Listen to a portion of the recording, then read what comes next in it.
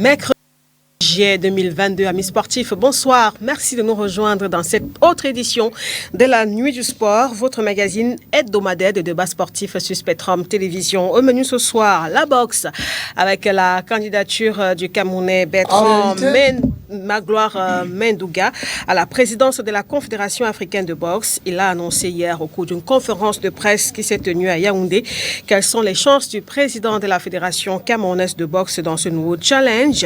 Pourquoi a-t-il décidé de se porter candidat? Vous l'écouterez dans la pause actu en première partie de cette émission. Dans la seconde partie, deux thématiques majeures ce soir. Tout d'abord, le bilan des playoffs de la MTN Elite 1 et Elite 2, puis celui de l'équipe nationale de football féminin qui dispute actuellement la Coupe d'Afrique des Nations de cette discipline au Maroc. Après le nul 0-0 contre la Zambie, le Cameroun affronte en ce moment même le Togo dans le cadre de la deuxième journée de cette compétition.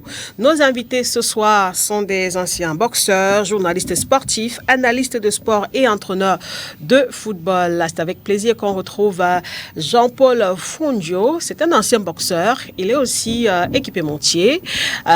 Bonsoir Jean-Paul, bienvenue. Merci Lydie. C'est un plaisir toujours renouvelé de me retrouver sur votre plateau.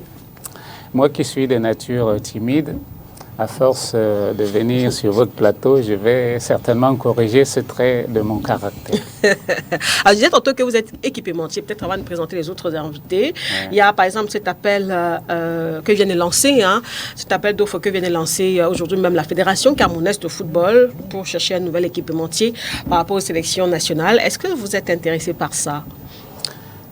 Bah oui, je ne peux être qu'intéressé étant équipementier.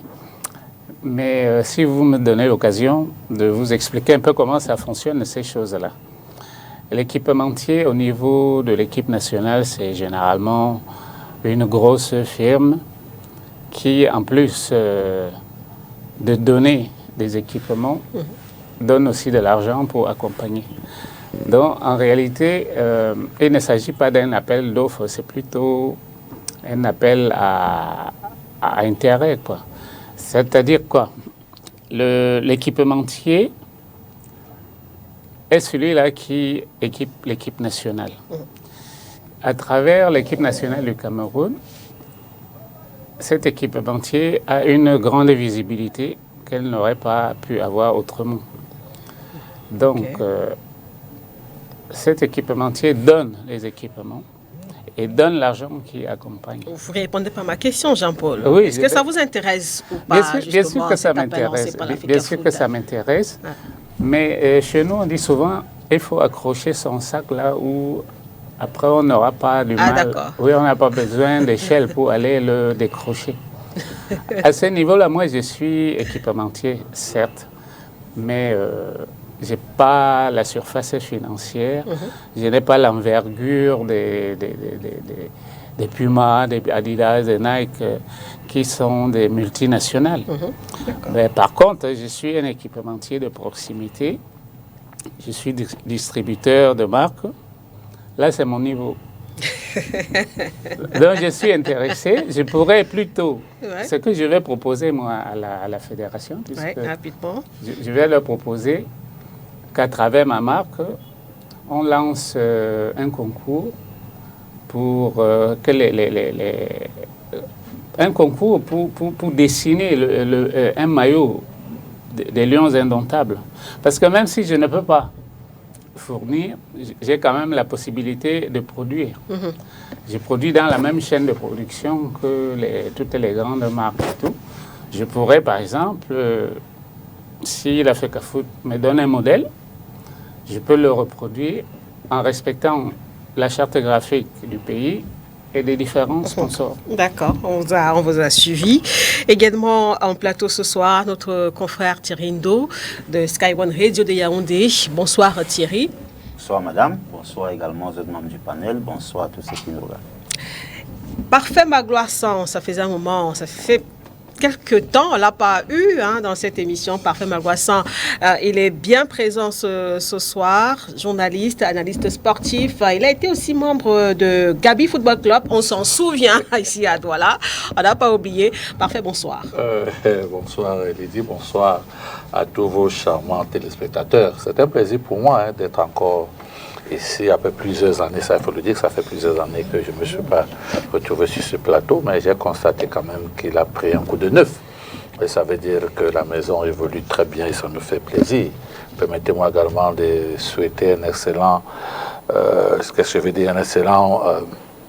soir à nos amis de la mutuelle nationale, n'est-ce pas, des personnels de la direction des impôts qui sont toujours accrochés sur cette émission La Nuit des Sports. Vous savez également que l'un de vos consultants habituels, je peux l'appeler ainsi, Zambo, Serge Zambo est toujours sur ce plateau, donc c'est un plaisir pour moi d'être là. Et également, malheureusement aussi, je vais adresser toutes mes sincères condoléances à quelqu'un qui est fidèle à cette émission, à la personne de M. Atangana Fouda, que vous connaissez très bien, qui a perdu sa fille. Et je crois que c'est un moment assez douloureux qu'il va partager sûrement avec ses amis, n'est-ce pas, du club, des amis de Samedi de la Cité. Donc, vraiment, nous lui souhaitons encore toutes nos condoléances et beaucoup de courage à M. Atangana Fouda. Et on s'associe justement à vous pour adresser également nos sincères condoléances au président Albert Atangana Fouda. Ernest Babouker, entraîneur de football, est avec nous ce soir. Ernest, bonsoir. Bonsoir Lydie, bonsoir à tous les professionnels qui sont dans ce panel parce que c'est enrichissant. Et je crois que nous serons à la hauteur des attentes de nos téléspectateurs. Bonsoir aux téléspectateurs et bonsoir à la personne qui a cette chaîne, Spectrum TV. Et je suis là, on est là. D'accord, merci coach d'être là. On va rentrer dans la première partie de cette émission juste après cette pause publicitaire.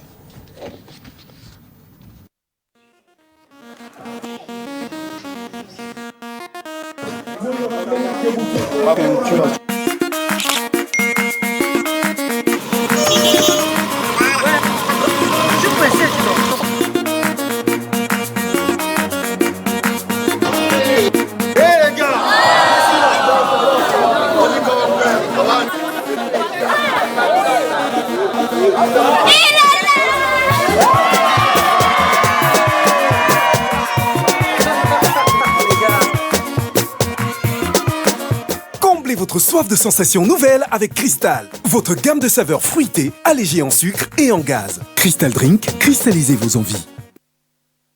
Donc, démarrer cette émission par la boxe avec cette candidature de Bertrand Mendouga à la présidence de la Confédération africaine de boxe. Il était face à la presse hier du côté de Yaoundé pour pouvoir donner justement ses motivations par rapport à ce nouveau challenge qu'il s'est fixé.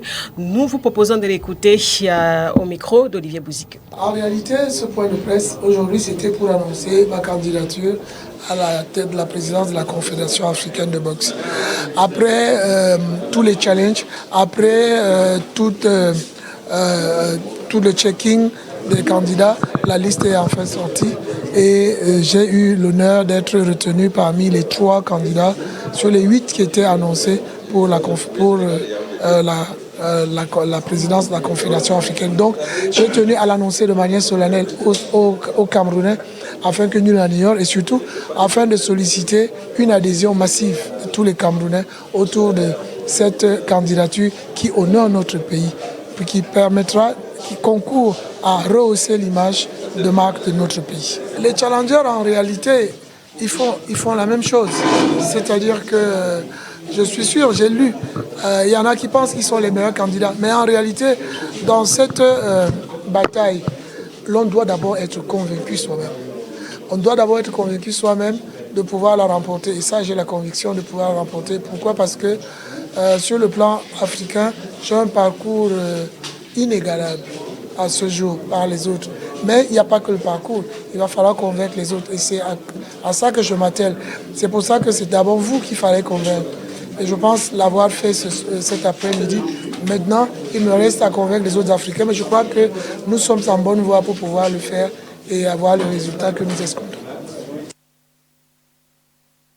Magloire Menduga. Face à la presse hier, Thierry Ndo, le président de la Fédération camerounaise de boxe, qui se fixe un nouveau challenge. C'est la Confédération africaine de boxe. D'après lui, on l'a écouté. Hein, c'est une candidature qui rehausse l'image de marque de notre pays. Il a dit qu'il est convaincu de gagner face aux autres. Et il a évoqué évidemment un parcours inégalable par rapport aux autres candidats. Ils sont 3 d'ailleurs. Et l'élection est prévue le 16 juillet. Oui, c'est vrai qu'on a couvert cette actualité. On a envoyé un reporter de ce côté. On peut se féliciter qu'un compatriote puisse briguer à un tel strapontin parce qu'ils ne sont pas très nombreux, ceux-là qui ont pu diriger le sport à ce niveau-là. Si vous excluez Issa Yatou et Ahmad Kalkaba Malboum, je pense qu'ils ne sont pas assez nombreux qui ont été à un niveau comme celui-là. Maintenant, il faut quand même être modeste et reconnaître qu'on part de loin, de très très loin par rapport à cette candidature. Je pense que le Bertrand Magloire Mendougadi, il y a 3 Olympiades, aurait peut-être, de mon point de vue, ça n'engage que moi, aurait peut-être eu un peu plus de possibilités de remporter cette élection parce qu'en face, le principal challenger, c'est l'Algérien. Ce ne sera pas évident, mais maintenant, il va falloir aller convaincre l'électorat qui est connu. Je pense que c'était beaucoup plus une opération de séduction sur le plan local pour que le Cameroun et peut-être les autorités à un certain point puissent s'intéresser à cette candidature-là. Il faut quand même rappeler, ce n'est pas pour atténuer cette annonce, quand même que Bertrand Magloire Mendougadi avait été battu lors de la dernière Olympiade au niveau de la Fédération camerounaise de boxe et qu'il était revenu dans les arcanes après avoir secoué l'AIBA. Il avait été battu et il était revenu. C'est un baron du sport. Et surtout de la boxe. Ce qu'on ne sait pas également, qu'il a été président de la Ligue régionale, de la Ligue départementale de football du Fundi, et qu'au demeurant, c'est un excellent footballeur de ceux qui ont joué avec lui. Donc c'est un sportif accompli, mais personnellement, je pense quand même qu'il part de très loin, parce qu'il faut quand même dire qu'au demeurant, au niveau même local, ça balbutie quand même, parce que l'Africa Boxe, ce n'est plus trop ça. Je pense que pour moi, c'est un effet d'annonce. Pour moi, ça n'engage que moi, comme je le dis, c'est un effet d'annonce. On peut se satisfaire que lui, il est quand même plus... on sait qu'il y a un Camerounais qui va briguer à ce strapontin-là, mais je le dis, si c'était le Bertrand Magloire Mendougadi de 2008 ou de 2012, je pouvais à un moment donné quand même miser sur lui, mais tel que c'est parti, j'ai l'impression que ça va être compliqué pour lui par rapport aux enjeux et surtout par rapport à la donne, parce que les autres, ils ont quand même un avantage. Lui-même le reconnaît que les autres, ils se disent déjà vainqueurs. Oui. On sait très bien que ce sont les associations qui votent. Donc, moi, je me félicite de la candidature, mais il faut être lucide. Notre métier nous l'amène à l'être. Ce sera compliqué parce que la FECA Box elle-même, ces dernières années, n'a pas vraiment fière allure sur le plan de la compétitivité, de la représentativité. Donc, chapeau pour l'audace, mais sur le terrain, ça va être compliqué. D'accord. Est-ce que c'est la même lecture que vous avez, Jean-Paul Fondio? On parle de boxe, c'est un domaine que vous connaissez très bien pour avoir exercé justement dans cette discipline. Vous êtes toujours resté dans ce milieu. Thierry Ndo estime que la candidature du président de la FECA Boxe, c'est un effet d'annonce et que ce sera hyper compliqué de remporter cela face aux autres challengers. Qu'est-ce que vous avez justement pensé de cette candidature camerounaise? Je pense que le président de la FECA Boxe a l'étoffe nécessaire pour briguer ce poste. C'est un haut fonctionnaire qui est habitué, qui a l'habitude de gérer des associations. Il faut dire qu'avant même d'être président de la Fédération camerounaise de boxe, il est passé par plusieurs autres associations. Il a été même à un moment donné président de la Fédération camerounaise de judo, il me semble. Et dans le foot aussi, c'est quelqu'un qui excelle. Je pense qu'il a l'étoffe nécessaire. Et s'il a besoin de mon soutien, il l'aura parce que j'estime que c'est quelqu'un de compétent. Bon, ces derniers temps, c'est vrai que la boxe au Cameroun n'est pas un modèle à vendre parce que bon, il n'y a pas de grande compétition.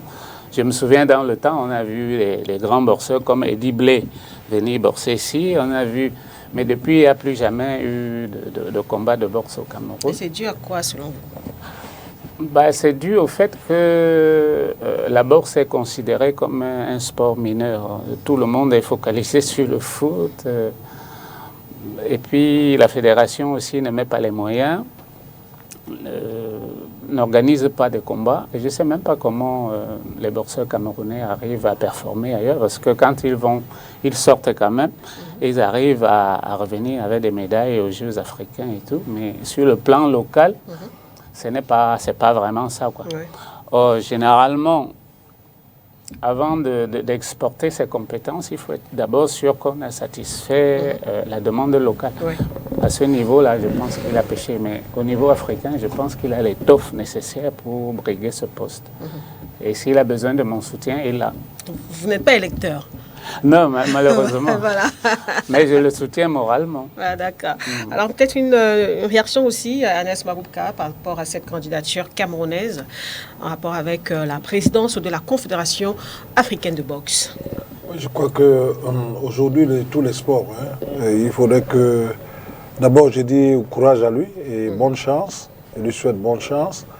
À tout sport dans le pays, en Afrique spécialement, il faudrait que le gouvernement vous supporte avant de briguer, avant de gagner une élection dans ce que vous exercez. Je crois que tous ceux qui ont gagné aujourd'hui, quand vous regardez dans le football, le président de la CAF, Patrick Motsepe, c'est le gouvernement sud-africain qui a supporté et lui a encouragé d'être devant de la scène pour être là aujourd'hui. Je crois que s'il arrive que notre compatriote gagne, je crois que quelque part, il est possible, si le gouvernement aussi a souhaité qu'il soit candidat, ça pourra lui donner des chances. Je crois qu'il faudrait l'enchant du gouvernement pour qu'il passe, pour que le Cameroun, on connaît avant, le Cameroun a été l'un des pays.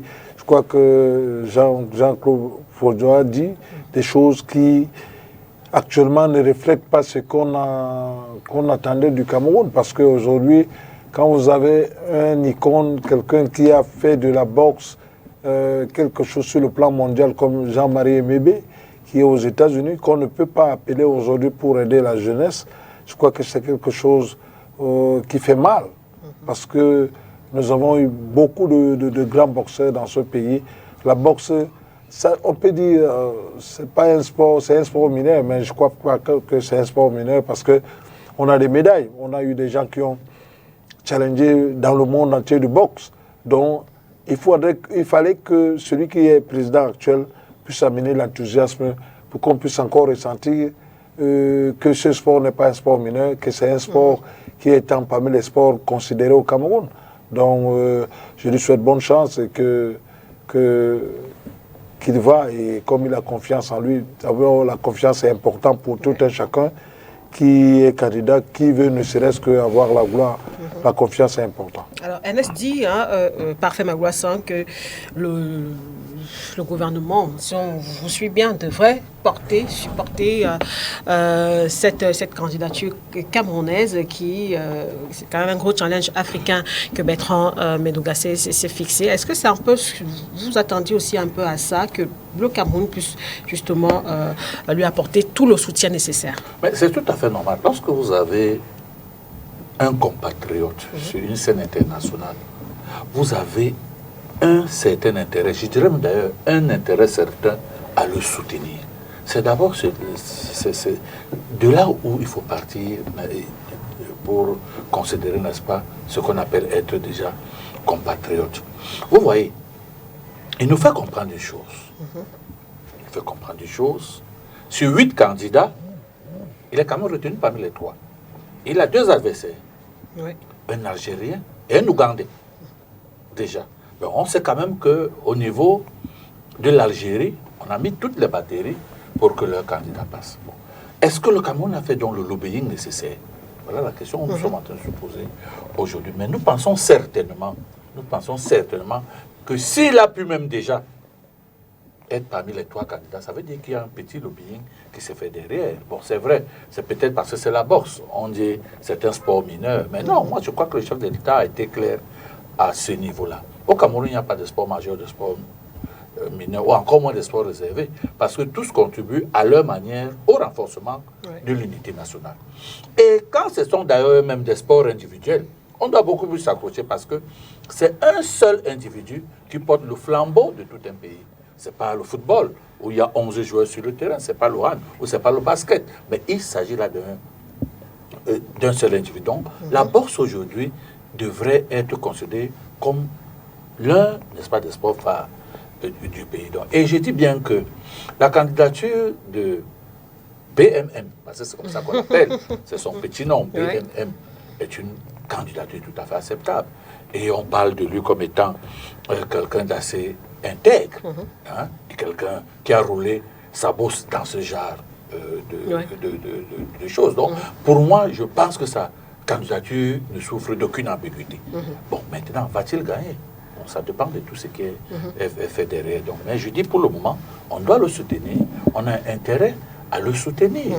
Parce qu'on est sûr et certain que si aujourd'hui, il arrive vraiment à remporter, n'est-ce pas, ce challenge, ça va encore faire une fierté pour la République du Cameroun, parce que ce n'est pas tous les jours que le Cameroun peut avoir déjà un membre au comité exécutif, n'est-ce pas, de la, comment on appelle ça, de l'International Association of Box, donc disons l'association internationale de boxe. Donc, vous savez, ce poste donne directement, dès que vous gagnez ce poste, vous êtes membre du comité exécutif.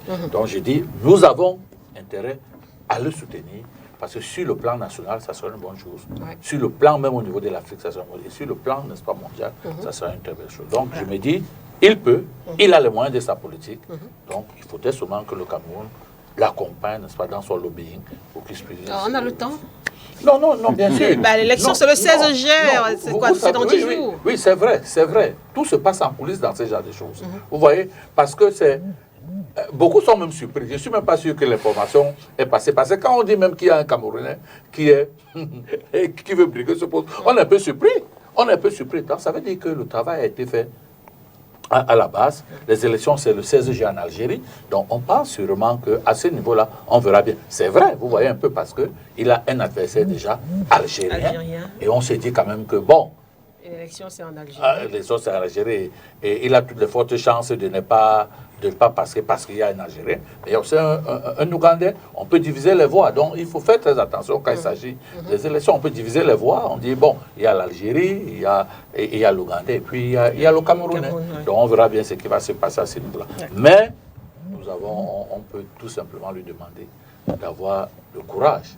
Il peut aller jusqu'au bout. Parce que c'est même aujourd'hui, par rapport au football, que nous avons constaté que l'Algérie devrait être un pays où là, le Cameroun va toujours remporter, là on l'attend le moins.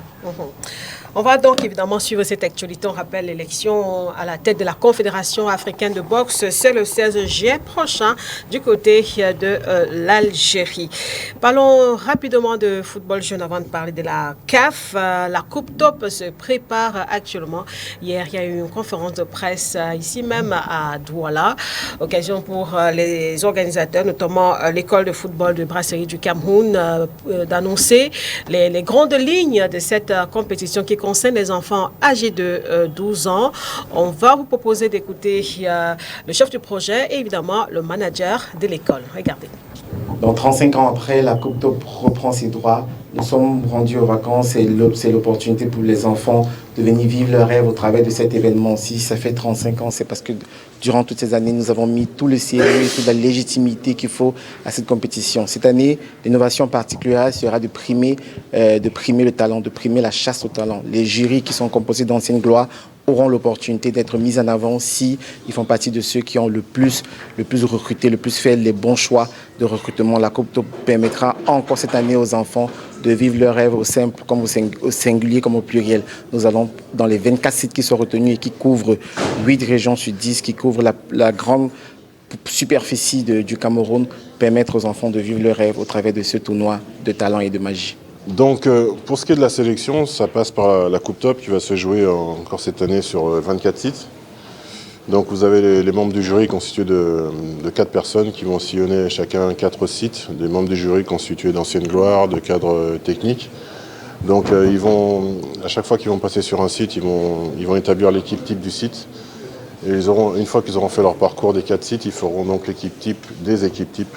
Donc, c'est ainsi qu'ils vont désigner 11 joueurs qui vont rejoindre le FBC le 18 juillet pour ce qu'on appelle la sélection finale, qui va durer 3 à 4 jours.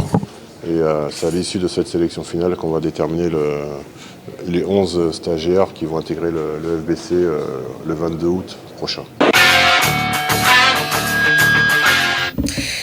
La Coupe d'Afrique des Nations édition 2023 a donc été reportée au mois de janvier 2024. La compétition, on le rappelle, est prévue en Côte d'Ivoire. C'est l'une des résolutions prises par la Confédération africaine de football qui, dans la foulée, a annoncé également le lancement d'une Super League dès le mois d'août 2023. Mais avant de parler de la Super League, Thierry Ndo, une réaction rapide par rapport à ce report de la CAN. C'était attendu ou pas? Plus ou moins oui, mais je pense que la CAF n'a pas été proactive. On a l'impression que l'exécutif actuel de la CAF ne maîtrise pas vraiment la pluviométrie locale. Parce que c'est un peu le coût de la CAN du Cameroun. C'est quand même surprenant. Et moi, je pense que ce sont les germes justement de ce qu'on a fait. Vous savez qu'on a tellement péroré sur les périodes qu'on est revenu aux années impaires, comme au début, en 1959. Sauf qu'aujourd'hui, on se rend bien compte que c'est compliqué parce qu'il y a une foultitude de compétitions qui sont rentrées en jeu. On est revenu en juin. Et là, vous voyez que comme au Cameroun, on va revenir en début d'année, ce qui avait déjà été le cas, qui faisait recette depuis quasiment 30 ans. Donc aujourd'hui, on a l'impression qu'au niveau de la CAF, on ignorait qu'en Afrique de l'Ouest, à ce moment de l'année, il pleut également de ce côté. Comment est-ce qu'on a fait pour... Parce qu'il y avait déjà un problème. C'est-à-dire, on ne le dit pas, mais je crois que c'est également une épine que la CAF saute du pied. Vous savez que la Coupe du Monde, c'était en...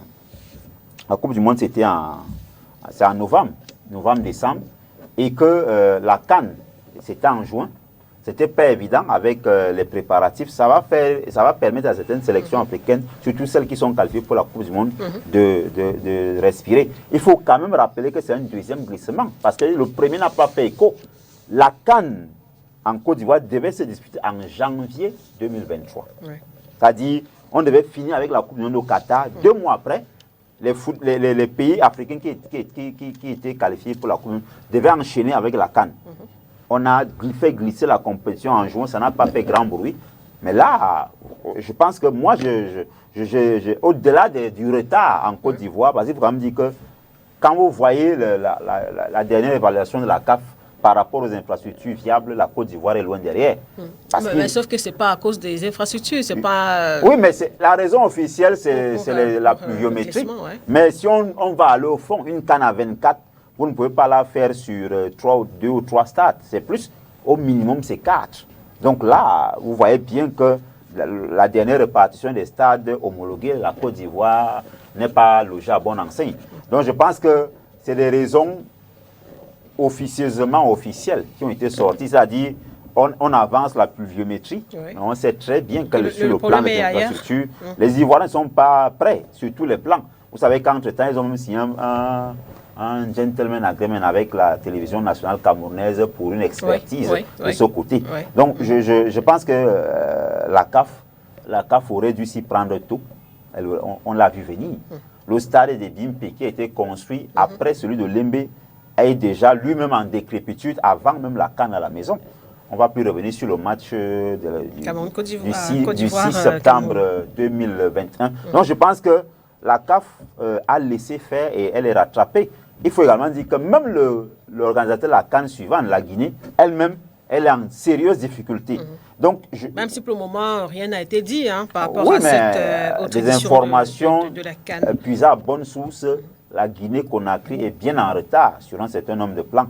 Moi, je pense que les responsables de la CAF devraient quand même être plus proactifs. Parce que si c'est un an qu'on vient de découvrir ça, que la pluviométrie, vous vous souvenez qu'on avait renvoyé la CAN féminine 2016 à cause du même phénomène. C'est-à-dire qu'on avait décalé la commission de 42 jours parce qu'on disait qu'il pleuvait trop à Limbe. C'est-à-dire qu'on avait décalé la CAN. Pourtant, on sait que dans la partie du sud-ouest du pays, il y a une ville où il pleut, une région, une partie où il pleut quasiment chaque année. C'est la deuxième région au monde la plus pluvieuse, d'Ibuncha. C'est comme si on découvre. Donc tout ça me laisse penser que c'est les raisons officieuses qui pour moi peuvent être farfelues.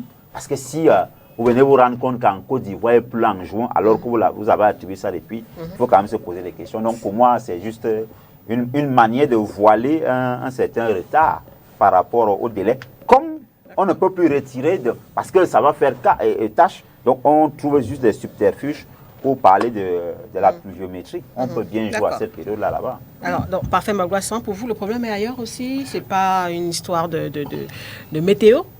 Non, il faut être un peu plus sérieux. Vous savez, lorsque vous voulez organiser une compétition, il faut toujours faire ce qu'on appelle la psychologie de l'environnement. Si vous ne faites pas la psychologie de l'environnement, vous êtes perdu. Et aujourd'hui, la CAF veut nous embarquer. Non. Cette compétition a toujours été organisée à l'Afrique, n'est-ce pas, dans des moments où il n'y a pas de pluie. Elle a voulu nous faire croire qu'en décalant cette compétition, qui se fait toujours entre janvier et février, on ramène au mois de juin, ça allait arranger la situation. Or, tout le monde sait qu'au mois de juin, les pluies commencent. Les pluies commencent. Je ne sais pas pourquoi cette confédération, cette entité, a vouloir toujours programmer ces rencontres pendant les saisons pluvieuses. Aujourd'hui, c'est en train de nous rattraper. Donc, et je crois d'ailleurs, nous qui sommes avertis, on savait que cette compétition ne peut pas se disputer, n'est-ce pas, cette période. Et comme l'a bien dit Thierry, nous avons constaté également que les stades ne sont pas prêts. Et c'est vrai, les stades ne sont pas prêts. Les stades ne sont pas prêts. Donc, il fallait bien décaler cette compétition pour qu'on puisse trouver une solution et faire avancer les travaux du côté de la Côte d'Ivoire. Donc, j'ai dit, c'est un peu l'arbre qui cache la forêt, ça il faut le dire. On fait un peu la politique de l'autruche. On est au niveau de la Confédération africaine de football et c'est pas normal. C'est pas normal. Donc, ça ne sert à rien de vouloir vous arrimer à une situation que vous-même, vous n'avez pas prévue et que vous connaissez que ça ne peut pas marcher. Donc, quand le président Issa Hayatou, il faut bien le dire, il était là. Il connaissait exactement comment l'Afrique fonctionne. Et je vais vous dire une vérité. Quand vous arrivez en Côte d'Ivoire, vous êtes à Abidjan, vous avez le climat de Douala. Vous allez à Yamoussoukro, vous avez le climat de Yaoundé. Exactement. Quand vous arrivez au quartier comme Yopougon, vous êtes à Youbel. C'est-à-dire, vous vous sentez tellement à l'aise de ce côté quand vous êtes Camerounais, quand vous êtes dans ces villes. Vous n'êtes pas gêné. Donc, je n'arrive pas à comprendre pourquoi la CAF n'a pas pu, n'est-ce pas, à son niveau, faire cette analyse. Bon, vous savez, il y a toujours ce qu'on appelle le suivisme, mais il y a la réalité africaine.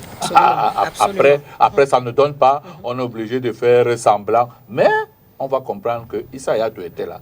Il avait fait des bonnes choses, il connaissait son Afrique. Et aujourd'hui, on est obligé de faire, comment je vais appeler ça, on essaie de tâtonner pour trouver les dates. Mais nous savons qu'en Afrique, il faut faire ces compétitions entre janvier, février et mars. Voilà, peut-être une réaction aussi, Jean-Paul Fondio, par rapport à ce report de la Coupe d'Afrique des Nations 2023.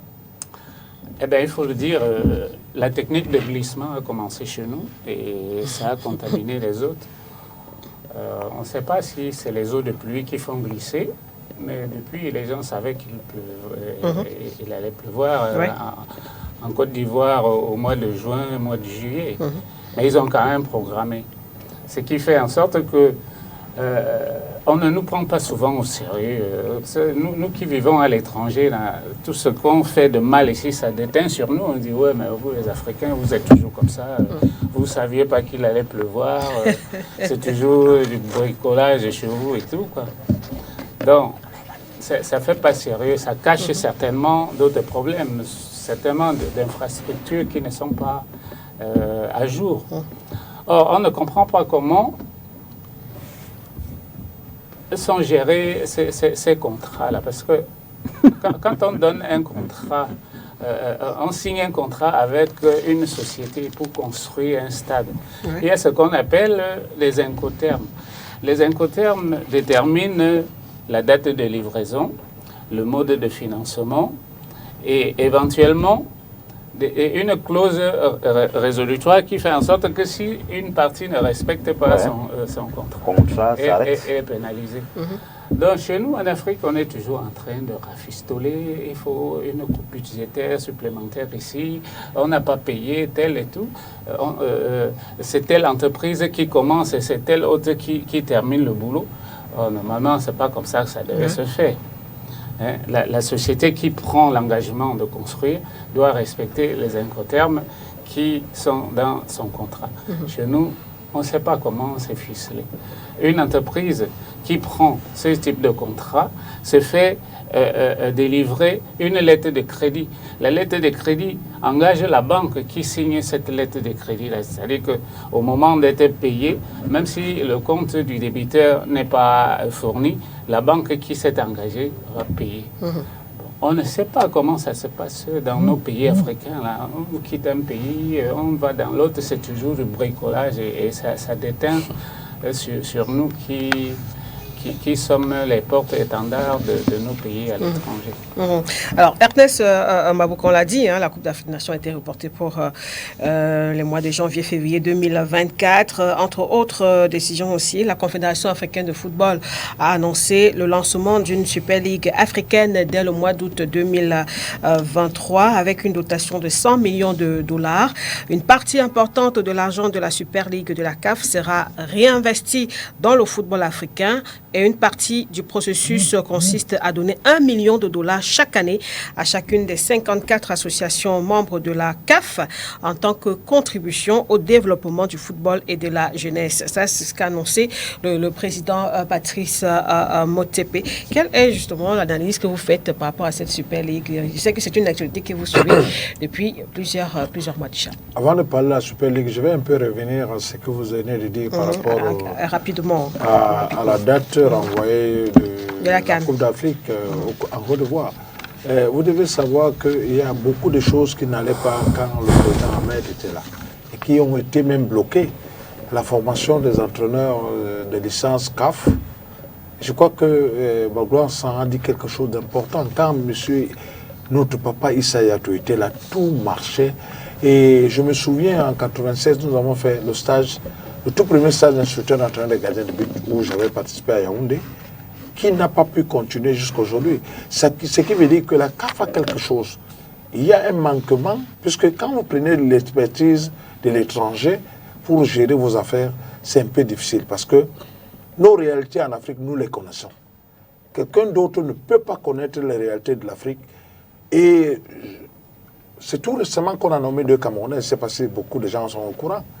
Jérémy Djitap et Joseph Van Tombes ont été nommés au niveau de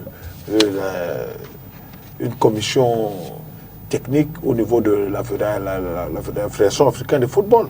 Donc, ce qui veut dire qu'il y a des manquements.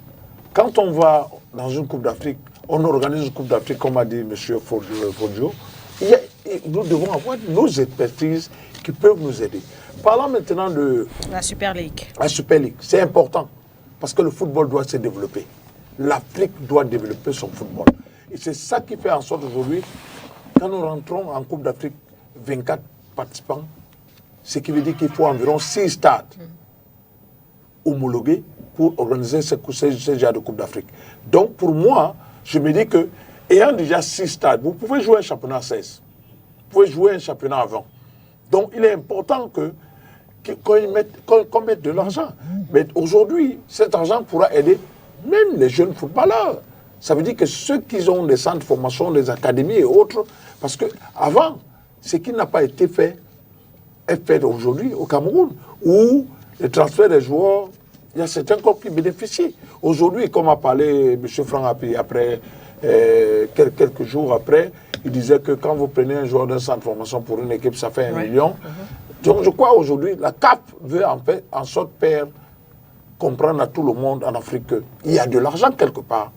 Ça doit être destiné pour l'organisation et la professionnalisation du football en Afrique.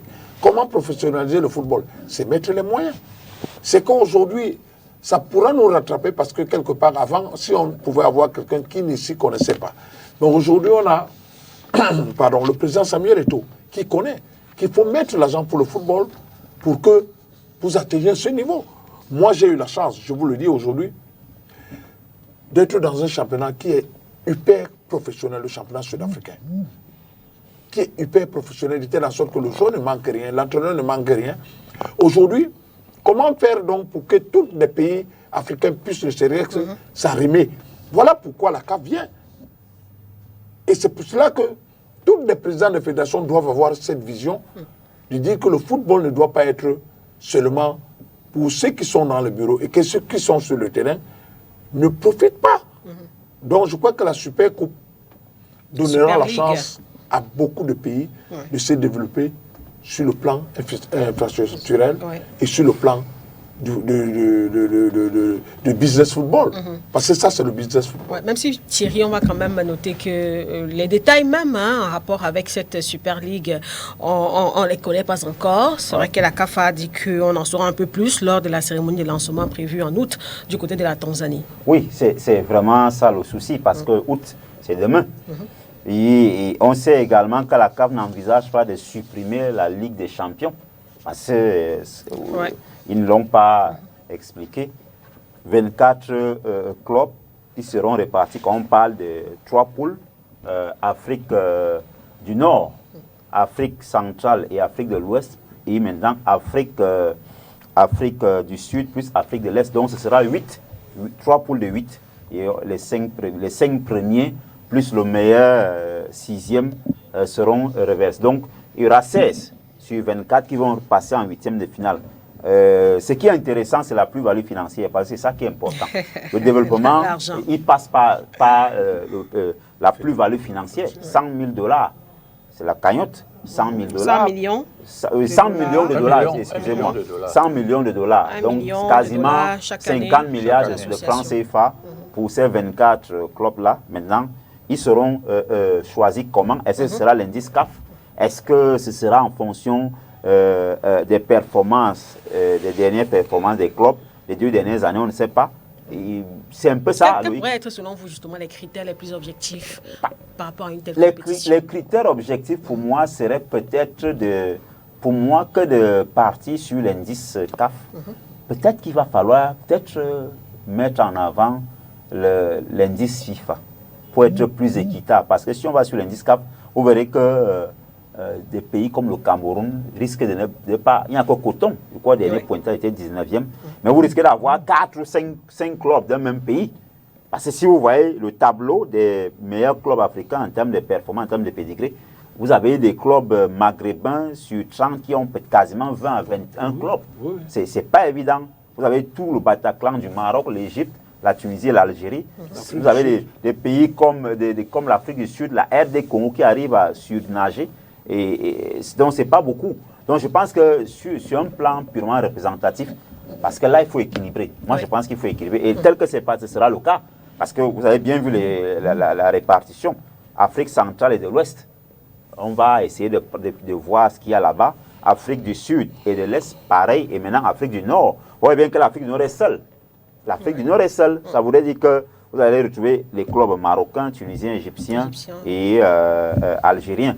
Donc, je pense que pour moi, la meilleure façon, c'est un peu ce qu'on fait déjà pour les éliminatoires dans les catégories inférieures, parlant des sélections nationales. Vous voyez, généralement, on ne joue plus. Maintenant, les CAN U20, U17 et même la CAN U23, c'est désormais comme ça. Même le CHAN, le Cameroun va jouer la Guinée équatoriale en août. parlant justement des éliminatoires du CHAN en Algérie. Donc je pense qu'on tend vers là. Maintenant, il faut que ce soit équilibré. C'est-à-dire, si on dit en Afrique centrale, forcément, vous ne pouvez pas faire sans le Cameroun, qui est quand même le pionnier. Donc ça devrait, je pense que c'est... On part, c'est peut-être pour ça qu'on ne supprime pas la Champions League. On part vers une sorte de quota.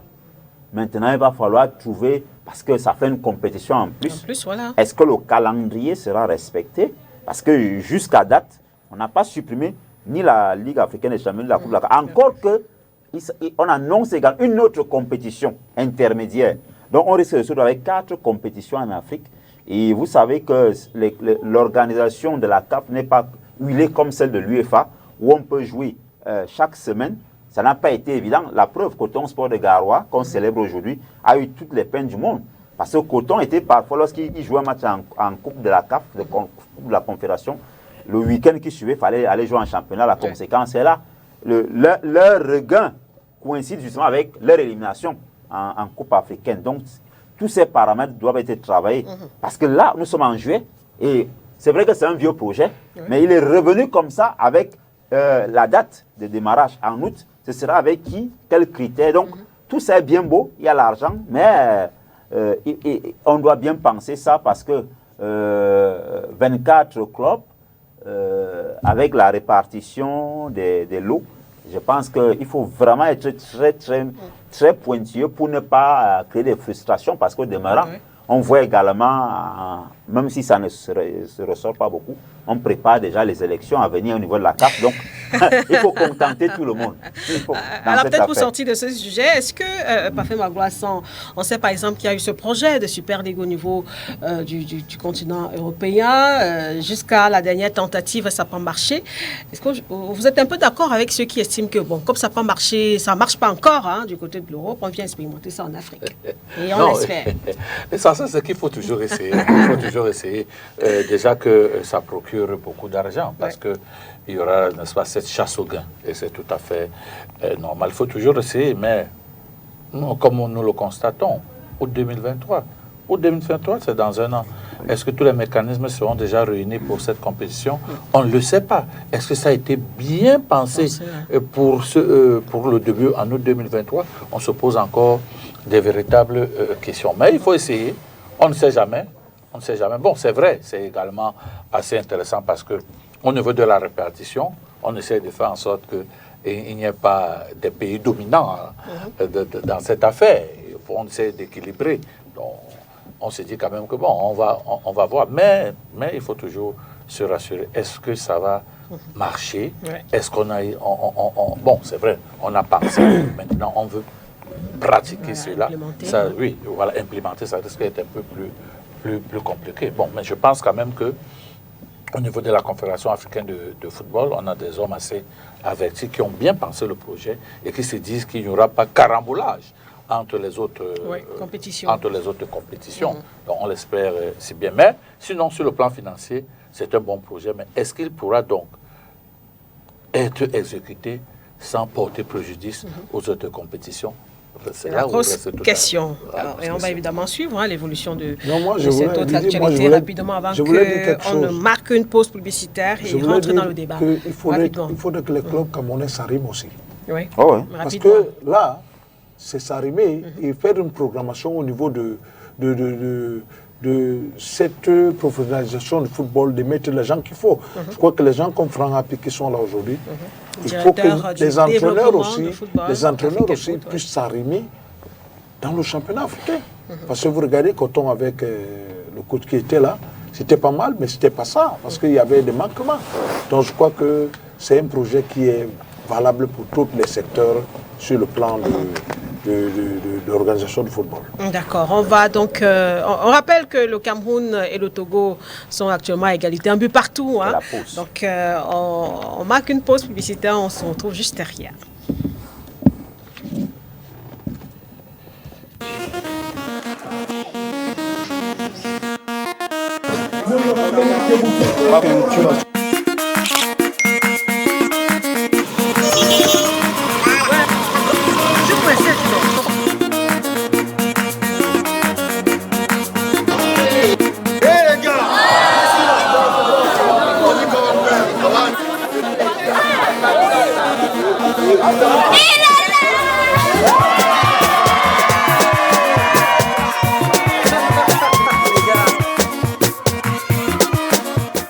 votre soif de sensations nouvelles avec Cristal, votre gamme de saveurs fruitées, allégées en sucre et en gaz. Cristal Drink, cristallisez vos envies. On entre dans la seconde partie de cette émission. On est toujours en compagnie de Thierry Ndo, Ernest Mabouka, Jean-Paul Fondio et Parfait Magloire 100. Deux thématiques ce soir. Tout à l'heure, on va parler évidemment de la Coupe d'Afrique de football féminin, le Cameroun qui joue actuellement contre le Togo. On essaiera un peu de faire un petit bilan à mi-parcours de notre équipe nationale dans cette compétition. Mais avant, on s'intéresse aux playoffs de la MTN Elite 1 et Elite 2. Qui ont donc rendu leur verdict depuis hier. On va à ce sujet consacrer une première partie de ce débat au bilan de ces playoffs et on va évoquer également la question de la subvention du football professionnel. Pour cela, on vous propose de suivre ce reportage d'Orient Donquin qui revient justement sur le bilan des playoffs. Toutes les énergies de Garoua. Malgré leur difficile début de saison, le début également difficile de la finale de barrage de l'Elite 1, Coton Sport de Garoua vient d'être sacré champion du Cameroun. L'œuvre, de... And it's over. It's over. And they will full stop the penalty. And Coton Sport Garoua, they are champions of Cameroun. Les cotonniers, menés 1-0 dès la 65e minute par Eddingsport de la Lequier, n'ont pu renverser la vapeur qu'à la 91e minute. C'est dans son antre au Rumde Adja Stadium, plein à craquer, que les poulains de Bonaventure Ndjonkep ont décidé de conserver la marque jusqu'au tir au but, où ils ont été plus adroits que leurs adversaires. Score final, 3 tirs contre 2. Ce dimanche 3 juillet 2022, Coton Sport de Garoua est sacré champion du Cameroun pour la 17e fois. Il va par ailleurs représenter le Cameroun en Champions League africaine. La prochaine saison sportive verra dans ses rangs 2 représentants de la région du Nord, Coton Sport et Gazelle FC. Ce dernier a eu son ticket pour l'Elite 1 samedi 2 juillet en battant Léopard Sportif de Douala à l'issue des tirs au but 7-6. L'équipe évoluera pour la première fois en première division. Une autre qui n'est pas nouvelle, c'est Aigle Royal de la Menois. Le Rapace est venu à bout de AS Lausanne de Yaoundé, 2-0. El Pacha revient après 4 années passées en division inférieure. L'on retient donc de ces playoffs le sacre de Coton Sport, champion du Cameroun, la Gazelle qui accompagnera l'Aigle Royal en Elite 1, pendant que TKC, New Star, Yafoot et Racing Club de Bafoussam descendent en Elite 2. It's over. And they will full stop the penalty. And Coton Sport Garoua, they are champions of Cameroun. Gazelle qui a donc remporté les playoffs de la MTN Elite 2. Jean-Paul Fondio, quel est vous le bilan que vous faites justement de cette ultime étape du championnat qui s'est déroulé à Garoua, on le rappelle? Le bilan pour moi est positif. Au début, ce championnat a démarré dans mon village, en Bouddha. Et j'étais déjà à l'équipementier, c'est moi qui avais habillé les clubs qui avaient démarré le championnat, c'est-à-dire Bamenda et Mbouda. Généralement, quand il y a un bon début... Vous étiez content quand même que le championnat, le coup d'envoi puisse être donné dans votre village, parce oui, que tout à fait, vous tenez absolument à préciser que c'est votre village. Oui, c'est un motif de fierté. Donc, non seulement ça s'est passé dans mon village, mais en plus c'est moi qui ai habillé les 2 clubs qui avaient démarré le championnat. Un bon début favorise un bon déroulement. Un bon déroulement rend probable une bonne fin. Voilà, ça s'est bien terminé pour Coton, pour Aigle et les 2 autres récipiendaires. Il faut encore dire que j'étais encore là à la fin. Pas au stade, mais c'est moi qui ai fourni les médailles et les trophées de l'homme de match, enfin toutes les récompenses sportives qui y ont été données ont été choisies dans ma panoplie de trophées, de coupes et de médailles. Donc pour moi c'était bien, en dehors même du fait que le jeu était alléchant quand même. Parce que j'ai failli demander si c'était seulement bien parce que vous avez donné les réponses. Non, il n'y a pas que ça. Je veux dire que j'ai plusieurs motifs de fierté. J'ai été au début et à la fin. Donc ma contribution a quand même été positive dans ce cheminement-là. Il y a lieu de féliciter quand même la FECAFOOT qui a su organiser. Ça s'est bien passé. Les joueurs ont joué à un rythme auquel ils n'étaient pas habitués. Tous les 2-3 jours, il y avait match, c'était bien. De plus en plus, il y a des spectateurs qui viennent au stade. Oui. Le football redevient attractif et ça, il faut le mettre au crédit de ceux qui gouvernent à la FECAFOOT actuellement. Même si au départ, on était un peu sceptiques, il faut quand même reconnaître que les faits leur donnent raison. Ils ont fait montre d'une certaine compétence. Donc pour moi, c'était bien, ça s'est bien passé. Bon, il faut simplement regretter que pour d'autres matchs, en dehors de celui de Coton, il n'y avait pratiquement personne au stade. Parce que mais bon, c'est un peu ce qu'on observe généralement, hein, même lors des grandes compétitions, quand le pays hôte joue, le stade il est rempli. Mais quand ce sont d'autres nations, c'est souvent un peu compliqué. Oui, c'est un peu compliqué, mais là-bas, c'était quand même un peu criard. Quand Coton est là, le stade est bien plein. Parfois, si ça se trouve. Mais dès que c'est Gazelle, c'est Aigle ou Lausanne qui joue, il n'y a plus personne. Bon, ça a questionné aussi. Mais en gros, ça va, ça a été, c'était super. Même la retransmission, c'était bien, hein, franchement. Quand c'est bien, il faut avoir l'honnêteté intellectuelle pour le reconnaître, c'était bien, à mon avis. Alors, Ernest Mabouka, ces playoffs, ils sont achevés avec le sacre, 17e sacre de Coton Sport de Gao. Mérité, très mérité, parce que quelque part, je crois que ceux qui ont eu tort, c'est ceux qui ont jugé que le championnat était marathon. Oui. Et que les joueurs pouvaient en souffrir.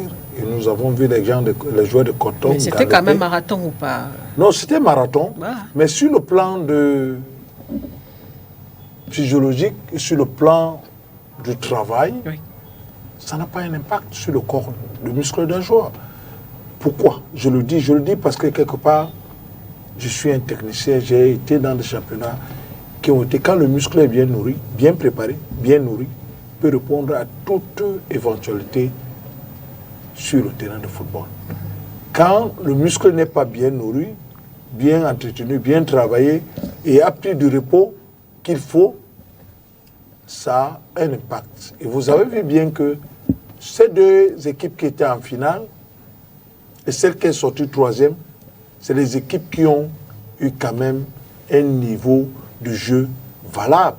Quand tu regardais le Canon, quand tu regardais Eding, quand tu regardais Coton Sport, tu te régalais sur un terrain de football. Donc, quelque part, ça fait partie de ces techniciens qui ont montré la marque que ce que le footballeur camerounais, à une certaine période, peut bien donner sur un terrain de football. Oui. Vous comprenez un peu?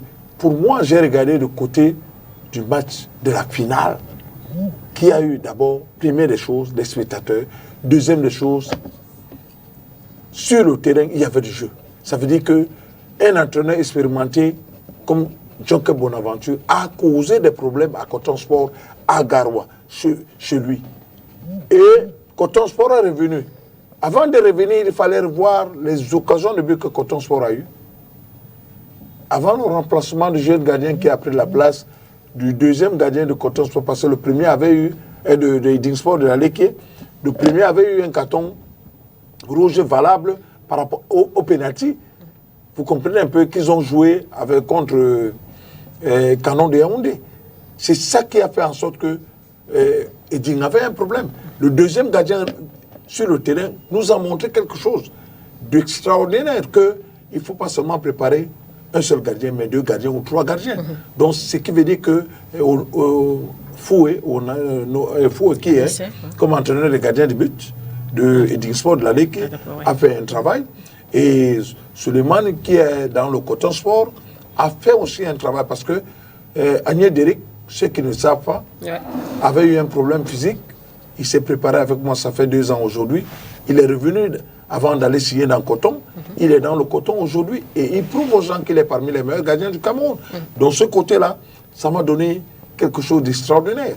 Et quand vous regardez le match de demi-finale jusqu'en finale, ça vous donne d'image que le Coton Sport, c'est une équipe professionnelle. OK? Donc, je crois que là, et quand vous regardez Gazelle aujourd'hui championne, et monter en Elite One, ça vous procure ce centre de formation qui a commencé à gagner des points jusqu'aujourd'hui et monter en première division. Ça veut dire qu'il y a un travail qui a été fait, qui est en amont, qui a donné de bons produits, qui a fait en sorte que Gazelle se retrouve là où il se retrouve. Malheureusement, Lausanne ne s'est pas retrouvé là parce que quelque part, il y a eu une naïveté. Parce que voilà les deux centres de formation étant déjà au demi-finale des barrages qui devaient monter. Léopard, c'était un peu difficile. Moi, j'avais dit aux gens que c'était difficile pour que Léopard puisse monter. Pourquoi? Parce que jouant contre une équipe comme Gazelle qui avait la meilleure défense du championnat, de l'élite, c'était pas facile pour Léopard, et surtout à Garoua, de pouvoir aller gagner le match. Donc, il était important. Quand Léopard était arrivé en finale, au pénalty, j'ai dit tout le monde qui regardait la télé que Léopard va perdre le match. Parce qu'une chose, un joueur bien formé, avec des qualités techniques, il fallait regarder le match. Le match de Léopard, Gazelle, c'était comme un match où je t'apprends à jouer au ballon. Gazelle, sur le terrain, était les joueurs avec cette confiance de bien circuler, faire circuler le ballon. Quand ils étaient bloqués, ils revenaient et reconstituaient par le derrière. Et quand ça passait au milieu du terrain, ils savaient ce qu'ils devaient faire pour ne serait-ce qu'avoir un shoot ou à faire des actions comme aller sur les centres, faire des centres à retrait pour causer le danger dans la défense de Léopard. Donc, j'ai vu un football. Ce qu'on n'avait pas retrouvé du côté de Léopard, parce qu'aujourd'hui, il y a une grosse polémique autour de cette performance de Léopard de Douala. Donc, une équipe qui veut... Donc, sur le plan sportif, c'était pas trop ça, si non, je suis c'était pas votre trop ça. raisonnement. Voilà. Si je le dis aujourd'hui, parce que quelque part, les équipes qui se disent qu'en recrutant le joueur, nous allons gagner une compétition, c'est des erreurs.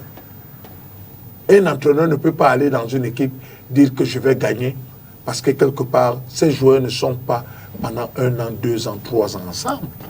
Ces joueurs viennent... aussi pour perdre, coach. Non, je vais vous dire quelque chose. Il faudrait que ceux qui ont toujours l'habitude d'aller dire que je vais gagner, un, vous pouvez faire un bon recrutement.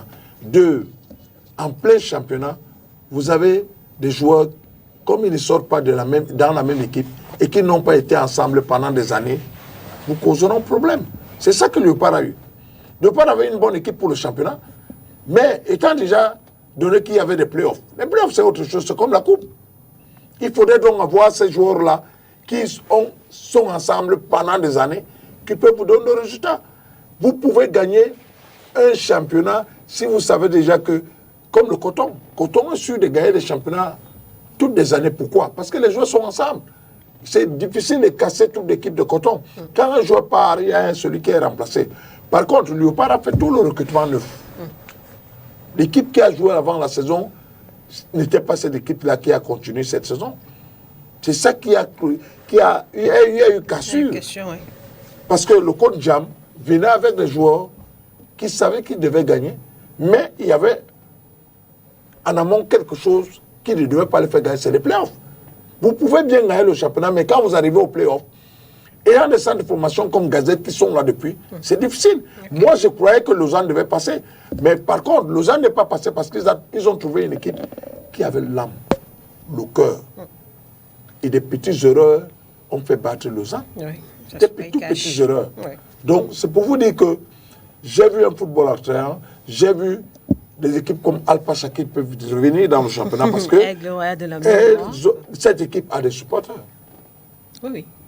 Des supporters, ça veut dire que moi, je me dis même qu'il faudrait rapidement que la FECAFOOT puisse trouver un stade pour que vous voyez l'engouement à Tchang. Quand vous jouez à Tchang, c'est plein. Ça serait comme Bouddha. Moi, j'ai été joueur de Bambuto Bouddha. Ah bon?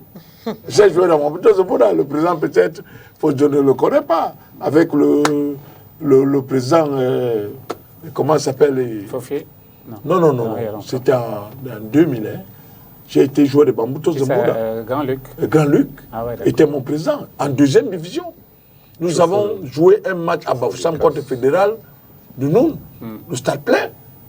Donc Bambuto, c'est l'une des équipes qui... Donc c'est pour vous dire que El Pacha étant déjà en première division, aujourd'hui je fais un coucou à l'un des joueurs qui était et entraîneur qui était à El Pacha, chez Albin Guidjol, qui est là. Donc je fais un coucou à lui.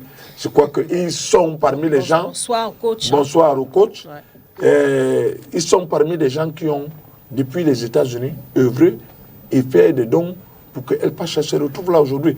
Je vois Tawamba qui est là, Tawamba qui supporte cette équipe, qui a pu jouer. Et il a promis de l'argent aux joueurs. Vous voyez un peu un facteur motivateur qui a fait en sorte que El Pacha s'est transcendé. Les joueurs se sont dit qu'il fallait jouer. Et ils ont joué Lausanne avec le cœur en se disant qu'ils vont gagner. Donc voilà ce que je peux dire par rapport au play-off. Donc on comprend que pour vous, c'était également pas une réussite. Oui. Pour la FECAFOOT. Non, la FECAFOOT, c'était une réussite. Moi, je peux vous dire, à 100%, je l'ai dit quelque part, la FECAFOOT a fait quelque chose d'extraordinaire. Parce que quand vous regardez la finale, ça vous augure le prochain championnat sera l'un des meilleurs championnats en Afrique. En Afrique, pas au Cameroun. Oui. Non, en Afrique. En Afrique. Parfait, Magloissant. Et ce que vous retenez justement de ces playoffs, ils sont achevés? Non, on va dire quand même que dans l'ensemble, ça s'est bien passé.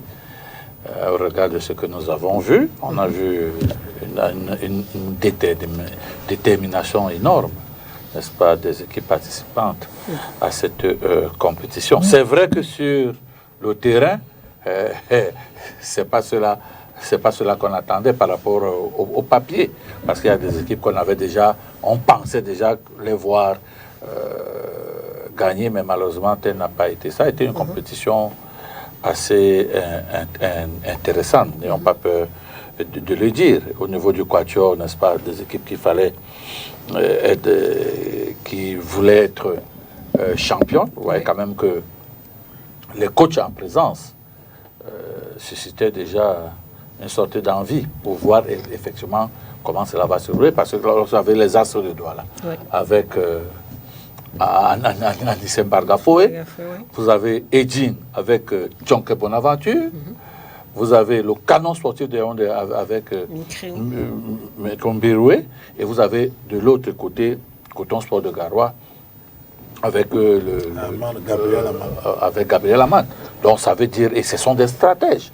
Donc ne serait-ce que par rapport au coach. Parce que je vais vous dire, une bonne équipe. Nous aussi, pas loin. Oui, non, François Goumé était l'homme de. Oui, bon, il était derrière. Il y a des gens qui appuient derrière, mais nous voyons ceux qui sont en face. Vous savez, les grandes équipes aujourd'hui sont les coachs. Parce que lorsque vous voyez ces coachs, ce sont des coachs assez rigoureux. Ça, il faut le dire. Ce quatuor est un quatuor assez rigoureux. Et quand vous avez ce genre de coach, attention, il faut faire très attention. Les joueurs sont au courant que là, on ne badine pas. On est obligé de produire ce que le coach demande. Et nous avons vu des très belles rencontres, ça il faut le dire, des très belles rencontres au niveau. Donc vous avez été satisfait par la qualité du jeu? Oui. C'est vrai. Le jeu était bon, que ce soit en Elite 1, que ce soit en Elite 2, c'était assez intéressant. Et nous avons vu comment ça a été organisé. Bon, c'est vrai qu'on a tout concentré à Garoua, hein, parce que moi j'aurais pu penser que on dit la montée, on choisit une ville et peut-être la descente une autre. Bon, en ce qui concerne l'élite tout pour accéder à mais on a constaté quand même que pendant le championnat, les autres villes ont été sollicitées sauf Garoua. Donc il fallait quand même faire plaisir aux nombreux supporters du football qui se trouvent du côté de Garoua. Et je crois que tout cela s'est bien passé. Bon, on espère, je dis bien, on espère tout simplement qu'il n'y aura pas de problème après. C'est-à-dire oui, quand je dis qu'il n'y aura pas de problème après, parce que... Problème d'argent non, pas le problème d'argent. Pas le problème d'argent. Il y a des situations assez délicates. Parce que c'est là où la fédération quand même de football doit se travailler. Parce que vous devrez travailler. On ne peut pas aller dans une compétition alors qu'il y a encore les recours. Non, là, c'est pas normal. Et un championnat professionnel ne devrait pas avoir ce genre de recours que nous avons aujourd'hui. On vous dit, il y a le match Aigle contre FAP. Bon, et tout, on ne sait même pas s'il sera rejoué. Si on décide de rejouer. Donc, vous voyez, il y a le cas de de New Star de Douala qui a un recours, si on refait jouer contre UMS de Loum, et ça va. Donc il faut qu'on essaye aujourd'hui de s'organiser de ce côté-là. Et je dis ça, c'est sérieux. Et je vous assure, il faut faire très attention avec le football. Parce que lorsqu'on va aller un peu au-dessus, on risque de se retrouver à un niveau où on se pose la question de savoir pourquoi on s'empressait. On peut encore jouer, n'est-ce pas, pour connaître qui est le champion. D'accord, en Elite One. Parce que cela va permettre à ce qu'on ait rapidement les équipes qualifiées pour les compétitions africaines. Mais là où il y a des problèmes, on peut attendre. Parce que je vais vous prendre un exemple. Oftade Kribi a un recours au niveau de la Fédération camerounaise de football contre le Stade de Douala. À 19 points, si cette équipe arrive à en avoir 22, attention, il y a foot qui a participé, ne devrait pas être. Donc il y a tellement ces petits problèmes qu'il faut quand même d'abord régler avant d'engager une compétition. Et c'est là où je dis qu'il faudrait qu'un accent particulier soit mis à ce niveau-là. Parce que ça risque de venir gâcher tout ce que nous avons pu. Et les gens vont dire, bon voilà, il y a telle équipe qui aime les problèmes, il y a telle équipe, non. Et il y a même encore d'autres problèmes que je n'ai pas envie d'évoquer ici. Non, je vais vous dire. Heureusement que je suis invité ici comme analyste sportif, comme ce autres cas. Il y a le cas de Tonnerre. Je vais vous le dire aujourd'hui. L'équipe qui s'est engagée dans le Tonnerre, c'est le Tonnerre Kalara Club Association. Mais l'équipe qui joue la compétition, c'est Tonnerre SAOS. Vous voyez, donc il y a tout un problème dans cette affaire. Vous voyez que c'est deux entités différentes qui peuvent même, à un moment donné... Je ne sais pas pourquoi Thierry doit sourire, mais il dit pourquoi. Il est au courant de rien. Il peut sourire, c'est tout à fait normal. Hein? Donc, vous voyez, donc il y a ces petits trucs qu'il faut régler de temps en temps. Il faut toujours régler de temps en temps. Bon, mais je dis, pour le moment, les choses se sont passées dans de très bonnes conditions et c'est ça qu'il faut féliciter. On pense seulement que si on fait des petits réglages par rapport à un certain nombre de choses, il ne faudrait pas que le championnat finisse, on revient encore sur des situations. Il faudrait que, lorsque le championnat finit, on commence, on définit les bases. Et dès qu'on a ces bases, on va jusqu'au bout, comme nous le voyons d'ailleurs ailleurs. Donc c'est un peu ça. Mais, dans l'ensemble, il faut vraiment féliciter la Fédération camerounaise de football. Hein, c'est ça qu'on appelle être dans la logique. C'est ça le bon sens. Donc il faut féliciter parce que c'était bien à voir. Moi j'ai vu un match Coton et Digne. Mais dès que Edine a marqué, Edine était sûr que c'est passé. Mais vous avez vu la réplique de Coton Sport. La réplique de Coton. On ne serait même pas arrivé au tir au but. Si les attaquants de Coton étaient assez percutants, on ne serait jamais arrivé là. Mais dans l'ensemble, il faut le dire, c'était très bien. Il y avait le public, mais il y a des petits coquilles qu'il faut corriger. Alors Thierry Ndo, vous craignez aussi, un peu comme Parfait Magloire, que les problèmes judiciaires puissent venir jeter, on va dire quoi, un pavé dans la mare? Il n'y aura rien. Il n'y aura rien. Je les vois venir depuis sur ce plan-là, parce que vous Sombamani du Tonnerre le chante partout. Non, il faut que les gens apprennent à assumer. Vous comprenez? L'association, le Tonnerre association ne peut pas s'engager dans un championnat professionnel. Les mots ont un sens. C'est lui qui a affilé le Tonnerre, c'est lui qui s'est revendiqué, c'est lui qui a perçu tous les moyens. Il ne va pas se dire aujourd'hui. Ça, c'est parce qu'ils ne veulent pas assumer. Il va falloir assumer. On ne va pas chaque année revenir sur les mêmes choses parce qu'il en est du Tonnerre comme de New Star. Ils sont nombreux comme ça. Ils ne peuvent pas. Donc, il faut quand même qu'on dise à ceux qui nous regardent, si on en est là, c'est en partie à cause des clubs. Parce que, alors, vous vous souvenez des nombreux débats qu'on a eu à tenir ici, parlons de la LFPC, qui, soit dit en passant, n'est pas dissoute, mais qui a perdu toute autonomie sur le plan de la gestion. Il faut quand même dire qu'en novembre 2020, le TAS a confirmé le retrait des compétences. Donc, c'est la Fédération camerounaise de football qui peut même elle peut décider qu'on en reste là jusqu'à... bon, je ne vais pas dire jusqu'à comment on parle au quartier. Ça dit, ça peut perdre. Qui est là. Oui, mais il n'a pas... et qui l'a mis en place, c'est justement la FECAFOOT. C'est le souci qu'on a. Parce que je vois un peu ça aujourd'hui. Il faut que les gens apprennent de leurs erreurs. Moi, c'est un mal pour un bien. Je l'ai dit au PCA du Tonnerre. Il ne peut pas le dire aujourd'hui. Je le vois consulter des avocats, il marche la nuit, il cherche. Non. Chacun doit porter sa Comment ça, croix. il marche la nuit Donc, quand il dit marche la nuit, ça veut dire qu'il y a une sorte de négociation de couloir. Il faut que chacun accepte son sort. On est tous d'accord. C'était une année exceptionnelle. Moi, je n'étais pas d'accord pour un championnat à 25. Ouais. Mais face à la majorité, c'était la paix. Ils étaient tous là. Moi, j'étais en Bancomo en début d'année lorsqu'ils ont accepté ça. Tout le monde est unanime ici que le championnat, c'était un succès. Regardez la finale. Je n'ai jamais vu un match avec une telle intensité. Ça fait quasiment 4 ans que je n'ai pas vu un match comme ça. Je parle de la finale. Même les demi-finales étaient déjà, je dis, une intensité comme celle-là. Jusqu'à 23h30, les gens étaient au stade, nombreux, aussi bien à l'intérieur qu'à l'extérieur de Rumdiadja. Rumdiadja, c'est 25 000 places, mais on comptait quasiment 35 000 places à l'extérieur, à l'intérieur confondu. Non, sur le plan organisationnel, tout n'est pas parfait, mais ce qu'on a vu quand même, ça laisse entrevoir. Les demi-finales, pareil. C'est vrai que moi, je milite pour le retour à la formule d'une poule unique. Là, ça va donner plus de compétitivité avec plus de matchs pour les clubs. Mais maintenant, ces petits couacs-là, non, il faut qu'on soit sérieux. Moi, je l'avais dit même au président du Stade de Douala. Quand c'est bien, je suis avec vous. Quand c'est pas bien, on peut pas avoir. Quand New Star de Douala a gagné son procès contre la FECAFOOT à la CCA, on est tous d'accord. Mais vous vous souvenez quand même qu'à Bafoussam, les joueurs ont été maltraités, pour dire le moins. Je dois quand même rappeler que la commission d'homologation de discipline de la FECAFOOT a quand même statué sur... vous savez que nous, ça doit la match forfait, non? Contre Eding.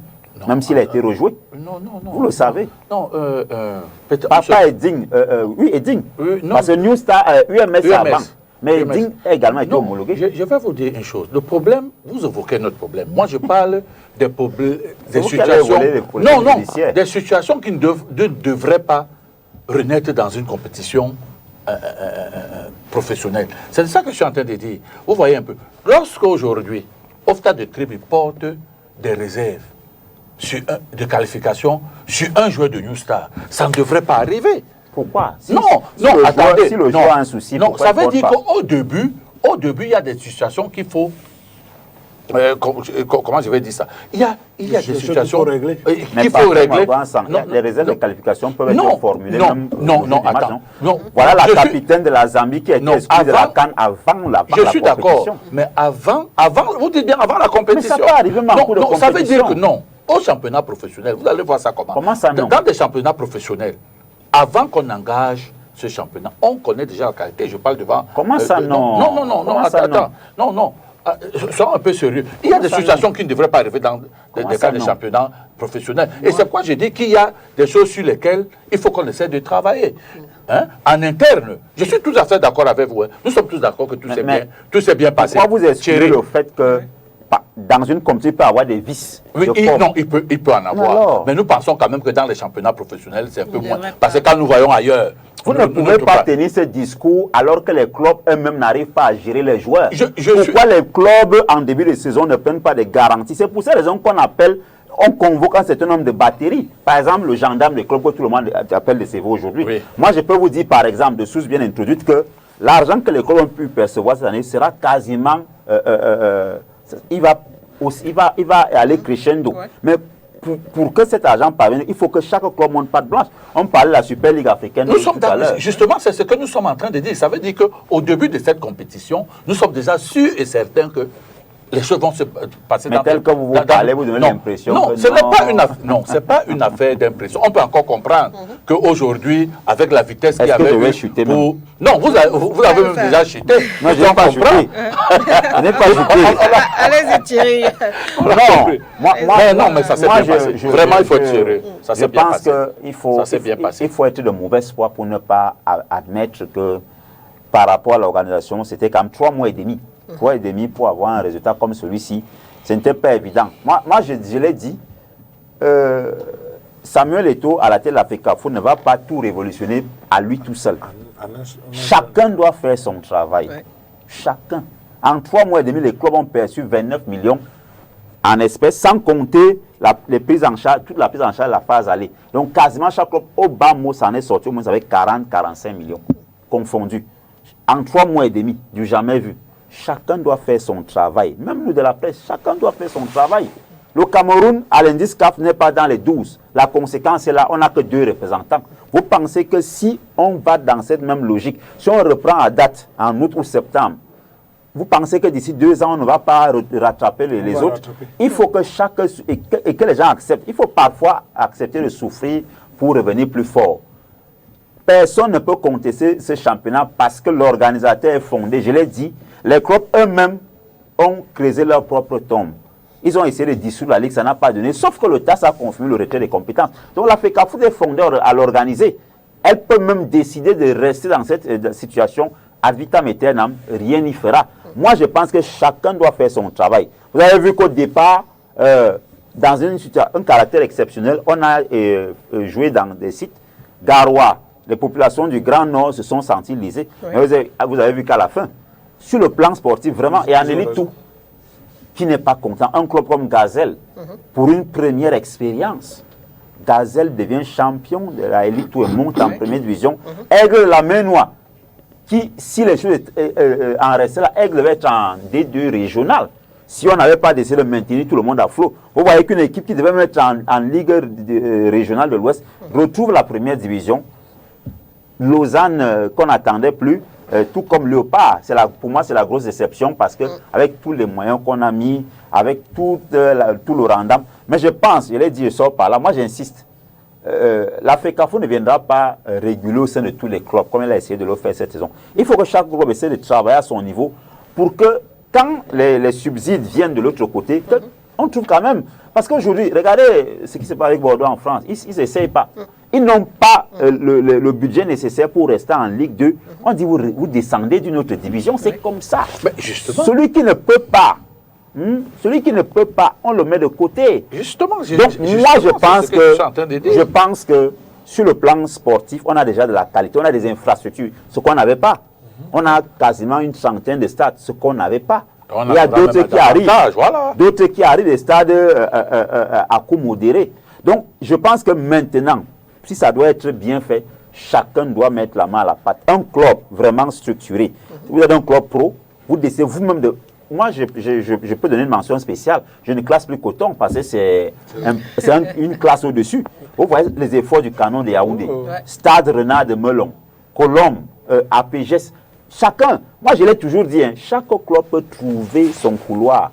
Les Astres de Douala, il y a encore 2 ans, ils se battaient pour la relégation. Vous avez vu Eding, pareil. Eding, pareil. Une équipe qui a quand même pu faire 9 matchs, 9 victoires d'affilée en championnat.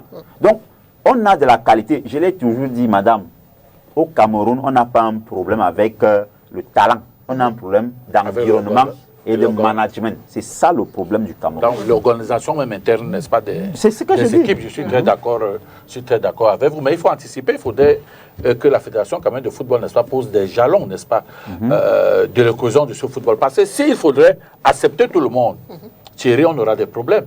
Il faut qu'on essaie de donner un cahier de charges à ces équipes professionnelles. Pour jouer ce championnat, voilà ce qu'il faut, voilà ce qu'il faut.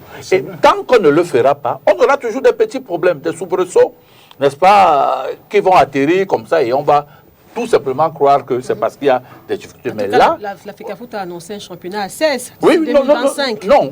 Donc forcément... on verra bien. Ouais. On verra bien parce qu'il faut qu'on y arrive même à 14. Même à 12, avant de voir maintenant si on peut progresser. Moi, je suis tout à fait d'accord. Moi, je suis logique.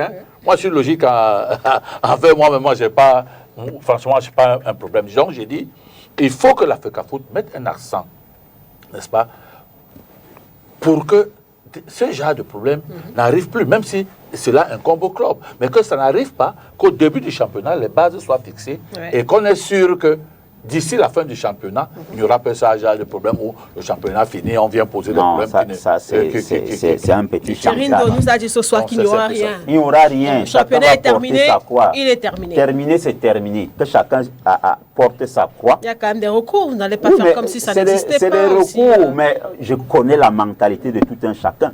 Si on doit entrer dans ces détails-là, vous verrez même que ceux qui se plaignent aujourd'hui, ils ne sont pas des enfants de cœur. C'est plutôt l'inverse. Non, vraiment, on ne peut pas continuer comme ça. Ils ont tous. J'ai dit que j'étais là. Il y a un président de club qui a même dit ce jour-là, président, comme vous voyez les clubs là, Ce sont eux qui sont les premiers demain si ça ne marche pas. Vous avez suivi, non? Les dirigeants du tonnerre disent maintenant que c'est un autre tonnerre, pourtant ils ont mangé toutes les subventions.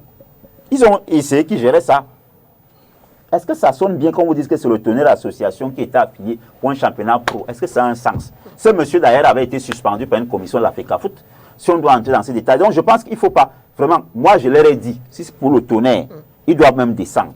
Parce que ce désordre ne profite pas aux joueurs. Vous avez vu à combien de reprises les joueurs du tonnerre sont retrouvés à la Fédé, à tel enseigne qu'on leur a même ouvert des comptes nuitamment pour qu'on leur baisse leur salaire.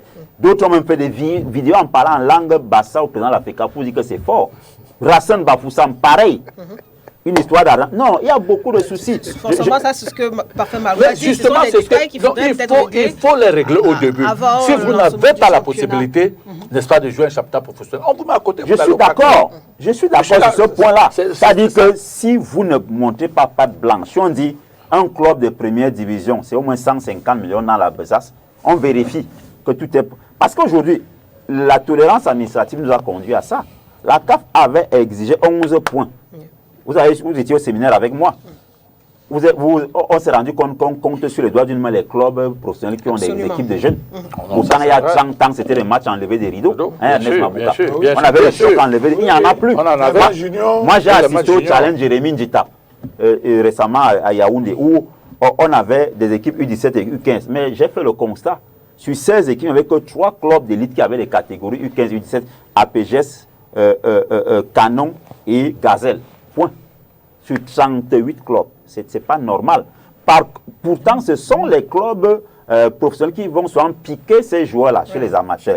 Chacun doit faire son travail. Et Samuel Eto'o n'aura pas une baguette magique. Si vous ne balayez pas dans votre propre cours, la révolution va passer et vous ne serez pas dans ce wagon-là. Alors, on va évoquer un autre aspect en rapport avec ce championnat, la question financière. En fin de semaine dernière, il y a eu beaucoup de mouvements à ce qui concerne la subvention de 560 millions de francs CFA.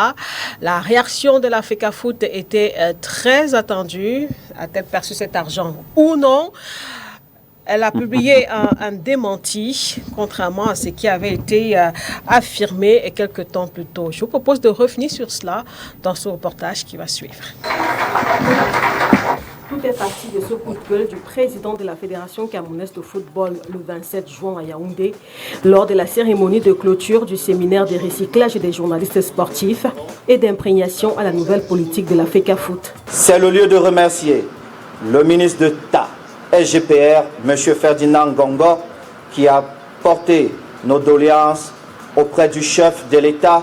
Sur haute instruction de ce dernier, décision a été prise d'octroyer 560 millions de francs CFA à la FECAFOOT pour les clubs. Même si jusqu'au moment où je m'adresse à vous, cet argent reste bloqué par quelques forces obscures, tapis dans les méandres de notre haute administration. Ces personnes qui se reconnaîtront ont juré de faire échouer notre projet de relance de football national, pour des raisons dont j'ignore les tenants et les aboutissants. 24 heures seulement après cette annonce qui a secoué la toile, un document attribué aux payeurs spécialisés auprès du ministère des Sports, dans une note à l'attention du ministre des Finances, fait état de ce que 550 millions de francs CFA destinés aux clubs professionnels ont fait l'objet d'un paiement partiel successif au profit de l'agent comptable de la FECAFOOT entre le 18 et le 27 avril 2022. En d'autres termes, cette subvention de l'État à la FECAFOOT a été débloquée. Sauf que ce vendredi 1er juillet, coup de tonnerre, la FECAFOOT, dans un communiqué de presse, dément formellement cette allégation. En outre, la Fédération camerounaise de football affirme que l'instruction du ministre d'État, secrétaire général de la présidence de la République relative à la subvention des clubs, est de 560 millions de francs CFA et non 550 millions de francs CFA, comme indiqué dans la note du payeur spécialisé auprès du ministre des Sports. Cet argent n'a jamais été mis à la disposition de la Fédération camerounaise de football, martèle cette association qui, dans la foulée, espère une régularisation dans des meilleurs délais.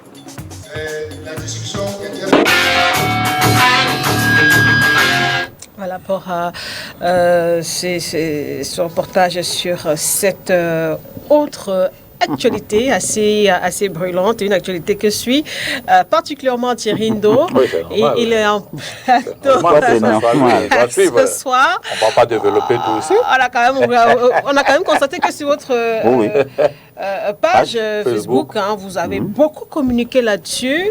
Vous avez annoncé même, je pense que l'agent était là et puis il y a eu ce démenti-là de la FECAFOOT qui est arrivé. Non, les choses restaient telles qu'elles ont été faites. Vous étiez avec moi, je continue de le dire. Vous vous souvenez que le jour de la clôture de l'atelier de recyclage des journalistes et d'impréhension à la nouvelle donne managériale de la FECAFOOT, Samuel Eto'o, le président de la FECAFOOT, est venu pour le discours de clôture. Et lorsqu'il déclamait les actions fortes, vous vous souvenez qu'au niveau du deuxième point, là, justement évoqué cette histoire, vous avez d'ailleurs passé cet élément, c'était vraiment en face qu'il a dit que des forces tapis dans l'ombre continuaient de bloquer cette subvention. On s'est tous retournés dans la salle. Et en plus, au point 10, parce qu'il n'y a pas que ça, il a également évoqué la question des documents relatifs aux primes qui sont sortis comme pour ternir l'image de la FECAFOOT. Et le lendemain, on a été alerté par des sources bien introduites que les lignes avaient bougé. C'est-à-dire, à la FECAFOOT, on leur avait fait savoir en fin de soirée que l'argent était là. D'ailleurs, l'argent frais. Mais ce qui était curieux, c'est qu'on voulait justement reverser l'argent au président de la FECAFOOT, qui a demandé que cela soit fait dans les règles de l'art et en journée, non pas à son endroit, mais comme cela était de coutume, c'est-à-dire mercredi ou jeudi. Entre-temps, tout le monde est allé à Garoua pour les playoffs. Et vendredi, le secrétaire général par intérim de la FECAFOOT était fondé à dire que jusqu'à date, il n'avait pas de cet argent. Donc, notre information était fondée, je le dis, de sources bien introduites, c'était le cas. D'ailleurs, je peux m'aller plus loin. Lors d'une rencontre entre la FECAFOOT et le ministère, la question avait été évoquée en son temps et une avance de 200 millions de francs CFA avait été promise à la FECAFOOT. Cette dernière avait refusé en estimant que c'est tout ou rien, parlant de cet argent. Parce qu'il y a quand même la logique et la vraisemblance dans cette affaire. Samuel Eto'o, on a beau dire ce qu'on veut, mais vous ne pouvez pas venir déclarer devant 60 journalistes et quasiment 20 caméras braquées sur vous et des sommités dans la salle pour dire que vous n'avez pas de l'argent. Ce serait un suicide de venir le dire. Donc, dans notre métier, c'est chose vue et entendue. Jusqu'à date, la dernière version, au-delà de nos informations, c'est que la FECAFOOT n'a pas toujours reçu cet argent. Mais quand vous lisez les documents, justement, du ministère des Finances, l'argent est bel et bien sorti. Cet argent est sorti et à date. Parce que c'est une procédure en urgence. Oui. Cet argent est sorti. Il faut rappeler que les 560 millions en question, ce n'est pas l'argent de la FECAFOOT, c'est l'argent des clubs, c'est-à-dire l'appui au paiement des salaires des joueurs, comme cela a toujours été le cas. C'est-à-dire que c'est un argent que l'État, à partir du ministère des Finances, vire à la FECAFOOT en passant par le ministère des Sports. C'est généralement le ministère des Sports qui renvoie cet argent. Donc la dernière actu, c'est celle du secrétaire général par intérim qui a dit effectivement jusqu'à vendredi qu'il n'y avait pas encore cet argent. Où est-ce que cet argent est parti? Mais ce qui est curieux, c'est qu'après le coup de gueule de Samuel Eto'o, les lignes ont bougé le lendemain. Et entre-temps, l'argent n'est plus ressorti. Je vous dis bien que l'argent, la FECAFOOT était informée que l'argent parviendrait le lendemain. On ne sait pas ce qui s'est passé jusqu'à aujourd'hui. Je pense qu'il faut qu'on apprenne à sortir. Moi, j'ai plutôt l'impression que ce que certains responsables du ministère avaient l'habitude de faire à l'époque, c'est-à-dire quand vous êtes un dirigeant d'une fédération, d'une association, lorsqu'il y a peut-être un budget d'une compétition, parce que nos amis présidents de la fédération ne le disent pas toujours à Mondovision, mais on sait très bien ce qu'ils subissent derrière. Ça ne date pas d'aujourd'hui, hein, c'est ce phénomène-là. Parfois, vous avez une compétition budgétisée à hauteur de 2. On vous demande de décharger à hauteur de cette somme-là, mais parfois on vous donne soit la moitié, soit les trois quarts, soit le tiers. Ça, on le sait. On ne va pas... Si on vous suit bien, la fédération attend toujours... Moi, je suis journaliste comme vous, madame. Je m'en tiens au fait. Malgré nos informations, l'argent n'est pas toujours parvenu. Je ne veux pas dire que l'argent est sorti, mais quand vous lisez les documents de la PRI, l'argent est sorti. Les dates, c'est là. Ils disent en annexe qu'ils ont des... Comment vous avez appelé ça? Des pièces jointes. Oui. Et vous avez suivi le président de la PD au Maroc, reparlant justement du MINFI et de l'agent comptable, en disant qu'ils ont fait leur travail, même pour les Lions. Moi, j'ai l'impression que les gens ont mal perçu l'affaire. Les gens sont allés en besoin en disant que Eto'o s'attaque à Motazé. Non, je dis, quand vous lisez cette correspondance, cet argent a été décaissé à temps. C'est après son décaissement qu'il y a un souci. La FECAFOOT dit qu'elle ne l'a pas. On va pas venir dire qu'elle dit qu'elle l'a. Non, on s'en tient à ce qu'elle dit. Par rapport à nos informations, effectivement, cet argent est ressorti massif, qui n'est jamais retourné à la FECAFOOT. Où est donc cet argent? C'est la grosse problématique, parce que les clubs ne l'ont pas perçu. Parfait Magouan, vous qui êtes proche de New Star, voilà. Sauf si vous me dites qu'à New Star, on a perçu cette cote-part, c'est dont je doute. New Star a perçu cet argent. Je ne pense pas que c'est comme ça que vous allez me poser cette question. Non. Parce que... Non, en fait, c'est quoi? C'est que, pour répondre, généralement, lorsque le ministère des Finances a ordonné, ça va passer par les financiers sur ce plateau. L'agent comptable de la FECAFOOT, qui est au ministère des Sports, c'est lui qui gère cela. Et on renvoie donc à la FEDE. Et les chèques, parfois c'est en chèque. Mais il faut dire que pour ce cas d'espèce, c'était l'argent frais dont on parlait. 500 millions. 560. Et il porte ça comment? Je comprends pas. Vous savez que chez nous, on est prêt à tout. Autre chose. Vous savez qu'il y a un ministre de ce pays qui avait quand même transporté plus de 800 millions dans les sacs Banjo. Lors de la Parfait Magouassan, c'est peut-être l'occasion pour nous d'en savoir un peu plus sur les mécanismes de je crois qu'à un moment donné, à un moment donné, j'ai discuté avec Thierry, parce que je lui ai posé certaines questions. Oui, je me souviens. Je lui ai posé certaines questions. La première question que je lui ai posée, je lui ai demandé, l'agent comptable est logé où de la fédération? Il est logé au niveau du ministère de Sport. Je lui ai dit tout simplement, ok, j'ai compris. Bon, nous tous, on se pose donc la question de savoir où est passé cet argent. C'est ça le véritable problème. Parce que si tous les mécanismes ont été respectés, l'argent devrait se retrouver à la Fédération camerounaise de football. Mais aujourd'hui, la Fédération camerounaise de football dit qu'elle n'a pas cet argent.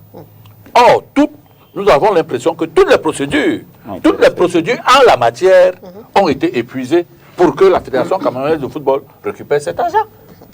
Donc, où est donc passé parce que c'est tellement flou qu'on se pose bel et bien. Parce que jusqu'à présent, je n'arrive pas à comprendre. Parce que le mécanisme de déblocage des moyens est tout à fait clair. Ministère des Finances, agent comptable. Oui, parce que ce sont les postes comptables. Agent comptable, Fédération camerounaise de football. Lorsque l'argent est déjà au niveau de l'agent comptable, automatiquement, on n'a plus besoin de se poser la question. Il doit être entre les mains de la Fédération camerounaise de football.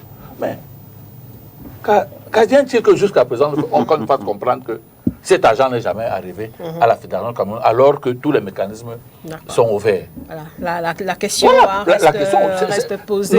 Nous avons tous intérêt à se poser des questions. Est-ce que cet argent est arrivé à la FECAFOOT? On dit non. Est-ce qu'il n'est pas arrivé à la FECAFOOT? On dit, bon, on commence à douter.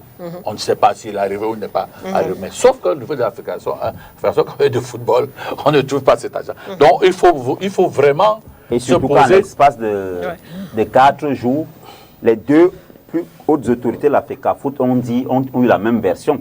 C'est-à-dire, le président de la Fédé dit lundi, face à la presse, il n'y a pas l'argent. Vendredi, le secrétaire général sort par un communiqué de 2 pages, réitère ça. Donc ces questions sont vraiment importantes. Où est passé cet argent? J'ai posé cette question. La fédération va nous fixer. Oui, parce que j'ai posé la question à Thierry. Non, je lui ai posé deux petites questions. Il n'a pas répondu. Quand j'ai insisté, il a finalement répondu. Pourquoi il ne voulait pas répondre? Non. On évoquera ça, non? Parce qu'on va quand même parler de foot féminin pour les minutes qui nous restent. Franchement, rapidement, Jean-Paul Fondio. Oui, c'est ahurissant ce qu'on entend.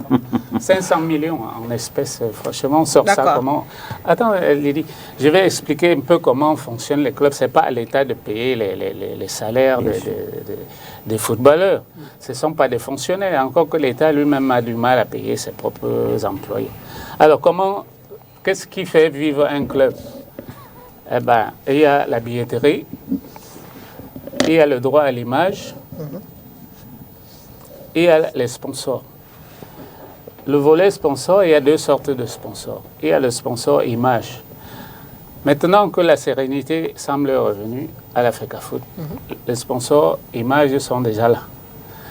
La FECAFOOT a lancé un appel maintenant pour avoir un sponsor maillot qui va certainement arriver et va donner au minimum 1 milliard au football. Donc, le football, normalement, doit s'auto-financer. Ils ont déjà leur équipementier, on connaît tout ça, on sait comment ça se passe. Mais c'est juste pour dire qu'ils ont... En général, ça tourne autour de milliards. Ce n'est pas à l'État de payer les footballeurs. Les footballeurs ne sont pas des fonctionnaires. Donc, les sponsors sont en train... Les sponsors sont déjà là. Les sponsors images sont là. Ils se bousculent. On a... je ne vais pas citer les noms, parce que ça va faire la publicité. Après, bon. Le sponsor maillot va bientôt arriver, certainement. Donc ça va générer, plus les retombées de la Coupe du Monde, plus les retombées il y aura tellement d'argent qu'on n'aura plus besoin d'aller demander à l'État de subventionner.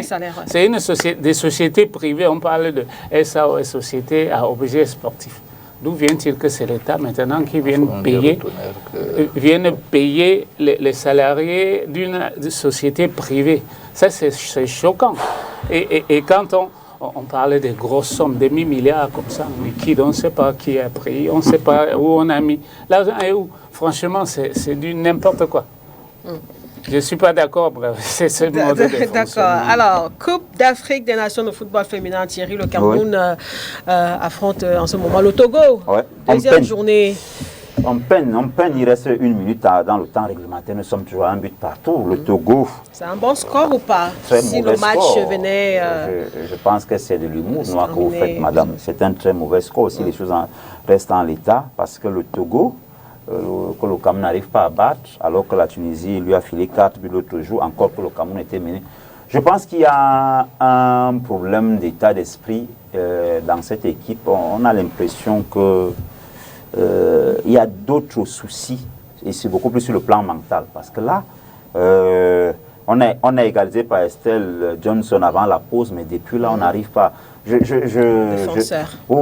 pensais véritablement qu'avec le Togo, ça devait être pas une balade de santé, mais une sorte d'électrochoc pour la suite. Parce qu'il faut dire que la Zambie a gagné 1-0 aujourd'hui face à la Tunisie. Que là, oui, il va falloir maintenant aller, si le score reste en l'état, il va falloir cravacher du samedi pour battre la Tunisie, espérer être au pire des cas parmi les 2 meilleurs troisièmes, parce que le Cameroun ne peut pas quand même se louper à cette CAN, au moins pour être en demi-finale. Une demi-finale qui va nous garantir un ticket pour le Canada et la Nouvelle-Zélande, au-delà de la Coupe du Monde qui est lucrative, parce qu'il faut dire que c'est beaucoup d'argent pour le développement du football féminin. Ça pourrait être vraiment compliqué. Donc, c'est vraiment c'est difficile ce qui se passe. J'ai l'impression que dans la tête, ça ne va pas trop. L'état d'esprit, malgré tous les discours, malgré tous les encouragements et de la FECAFOOT et de l'État du Cameroun. Le ministre des Sports s'est exprimé sur le sujet chez nos confrères la CRTV dimanche. Le président de la FECAFOOT, la veille du premier match, les a galvanisés en disant que l'État a tout fait, le MINFI a tout fait, l'agent comptable, le ministère des Sports a tout fait. Je pense que c'est beaucoup plus... J'ai l'impression qu'elle ne joue pas libérée, au-delà peut-être des difficultés par rapport à l'aisance sur le terrain. J'ai le sentiment de ce que moi j'ai... Le coach ne semble pas être d'accord. C'est pas le même sentiment. Je crois que quand vous regardez le match du Sénégal préparatoire, deux matchs amicaux contre le Sénégal, ça vous donne l'indice. Aujourd'hui, qu'on ne soit pas surpris d'avoir ce résultat. Mais tenons-nous dans la tête que ça pourra marcher parce que... mais c'est difficile. Je le dis aujourd'hui parce que j'ai vu l'équipe tunisienne jouer. Si on s'amuse, ne regardons pas le match Tunisie-Zambie en se disant que le Cameroun va s'en sortir contre la Tunisie. Non, c'est un match difficile. Quand vous regardez le match Togo-Tunisie, vous dites que vous allez vous balader contre le Togo. Aujourd'hui, on voit le score un but partout. Jusqu'à, peut-être nous sommes à... C'est même le temps additionnel. Temps additionnel, on n'a pas encore marqué de but. Et surtout, une fille qui joue à la défense, qui marque le but, ça vous donne l'indice qu'au niveau de la cohésion, ça ne donne pas ça. Ça veut dire qu'on a essayé Adjara avec un gars, comment s'appelle encore notre capitaine Aboudi Ongene, puis Ambam. Ça n'a pas donné. Moi, j'ai toujours dit, et je sais que cette joueuse-là peut faire quelque chose. Kamini, elle a les qualités, elle a quelque chose à faire. Pourquoi ne pas changer en disant que je mets les 3 filles dedans? Parce qu'elle aussi, elle veut montrer aux gens qu'elle a quelque chose à faire. Celle qui joue dans... Elle joue dans quelle équipe? À Louvre. À Louvre Mipro. Elle est parmi les meilleurs attaquants du championnat. Pourquoi ne pas essayer cette fille-là? Par contre, quand vous regardez la cohésion du Cameroun contre la Zambie au niveau de l'attaque, ça n'a rien donné. La gardienne de l'équipe nationale de la Zambie est sortie sans avoir des problèmes. C'est la même chose contre le Sénégal au match amicaux. Contre la France, on a vu quelque chose. Mais ce n'était pas ça. Les 9-0 qu'on gagne sans pouvoir regarder le match, déjà quelqu'un m'a dit l'autre jour, oh non, on va gagner le premier match 2-0. J'ai dit que non. Vous allez gagner si peut-être vous êtes superficiellement, vous regardez le football. Mais tactiquement, techniquement, quand tu regardes l'Afrique de l'Ouest, il y a la France. Regardez une équipe sud-africaine qui vous a montré depuis 3 ans que le Nigeria, le Cameroun ne peut pas battre l'Afrique du Sud. Elles sont compétitives, elles savent ce qu'elles font sur un terrain de football. Quand vous avez le ballon, quand vous sortez le ballon de la défense du milieu de terrain attaque, c'est constructif. Vous devez montrer aux gens que vous avez du répondant. Mais quand nous peinons à marquer des buts par coup franc, par ballon arrêté, c'est qu'il y a un problème. Il y a un problème au niveau de l'organisation du jeu au niveau de l'équipe nationale de Cameroun. Le Cameroun est incapable de sortir des ballons quand on les bloque, quand l'équipe les presse haut. Mais nous avons vu l'équipe sénégalaise, moi j'ai vu le match du Sénégal, l'équipe sénégalaise est à l'aise de sortir le ballon et on aura un problème contre l'équipe tunisienne. Elle sort bien les ballons, elle a des milieux de terrain qui sont capables de jouer, elle a une fille qui joue à l'attaque, qui est capable de faire du ballon ce qu'elle veut, et elles vont chercher les fautes. Disons-nous que nous allons jouer contre une équipe qui va chercher les fautes, et si nous commettons ces fautes, nous aurons des problèmes avec les ballons arrêtés, qui seront contre nous. Donc, il est temps que le coach Zabo puisse ne serait-ce que se dire qu'avec l'âme, parce que ce que nous ignorons... Fin du match, hein, un but partout. Ce que nous ignorons, et ce que cette forêt a toujours caché, c'est qu'on a toujours regardé droiter l'équipe nationale du Cameroun. Et on a toujours pensé que les résultats que l'équipe nationale senior du Cameroun donne pourra nous donner la gloire demain. Non, on n'a pas pu passer à la base. Le football camerounais, à la base, est truffé de beaucoup de choses. Nous avons l'école de brasserie, nous avons Besta qui sort de joueurs, hors du tiroir. Ça ne dit pas quelque chose aux gens. Les clubs de première division, avant, on prenait des joueurs dans le championnat camerounais qui allaient jouer dans le championnat français. Je parle de l'occurrence de l'entraîneur Rigo Besson. Samuel Eto'o, président de l'Africa Foot. Quel est le dernier joueur camerounais qui est sorti, pas d'un centre de formation, mais dans une équipe de première division, aller jouer dans le championnat européen comme le championnat de la France? C'est difficile, parce qu'on n'a pas pu penser au niveau de la base. Aujourd'hui, nous avons ce problème, même dans notre football féminin, que nous jouons aujourd'hui dans le championnat. Nous devons penser à la base. Aller au fin fond des villages, encourager les filles, faites-les jouer au ballon. Étant très jeunes, nous pourrons avoir des résultats. Alors, Parfait Magloisson, un peu partout, Cameroun-Togo, le match vient de s'achever. Un autre match nul hein, pour les Lions indomptables dans cette Coupe d'Afrique des Nations. Ce deuxième match nul, mais en ballottage très défavorable de l'équipe nationale du Cameroun. Ça déjà, il faut le dire. Là maintenant, on est obligé de gagner contre la Tunisie pour espérer se qualifier directement. Ou alors, si on fait un match nul, on sera encore en train de voir si on peut être meilleur troisième parmi les deux qu'on devrait choisir pour compléter. Mais ce n'est pas assez nouveau qu'on devait nous attendre. Que le Cameroun soit aujourd'hui en train de faire des calculs pour se qualifier au second tour, je ne pense pas.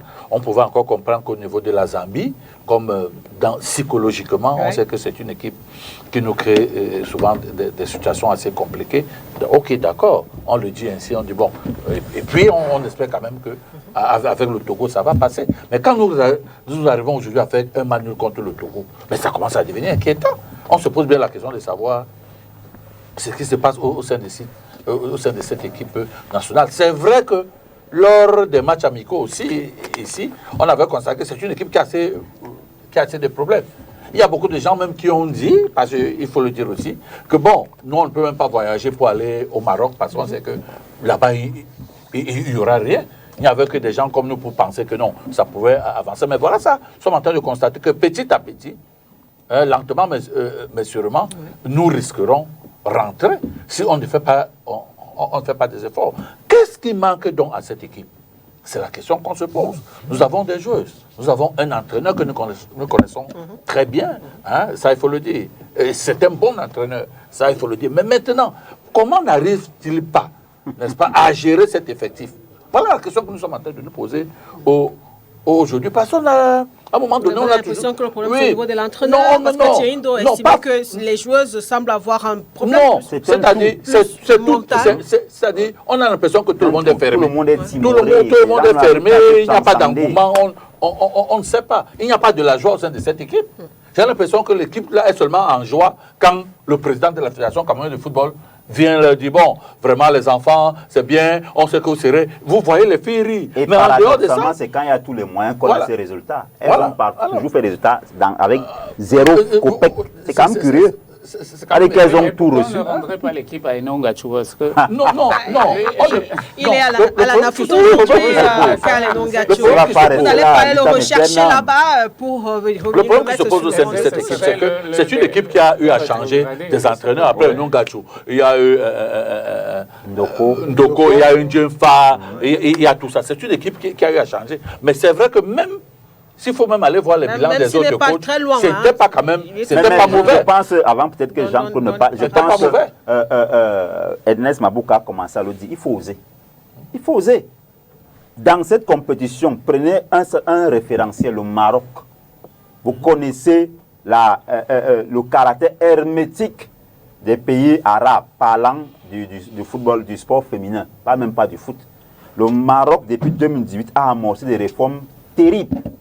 La première sortie d'Amad en tant que président de la CAF, c'était au Maroc, à Marrakech, symposium sur le football féminin en Afrique. Tout à fait. Le Maroc, elles ont au moins 17 binationales.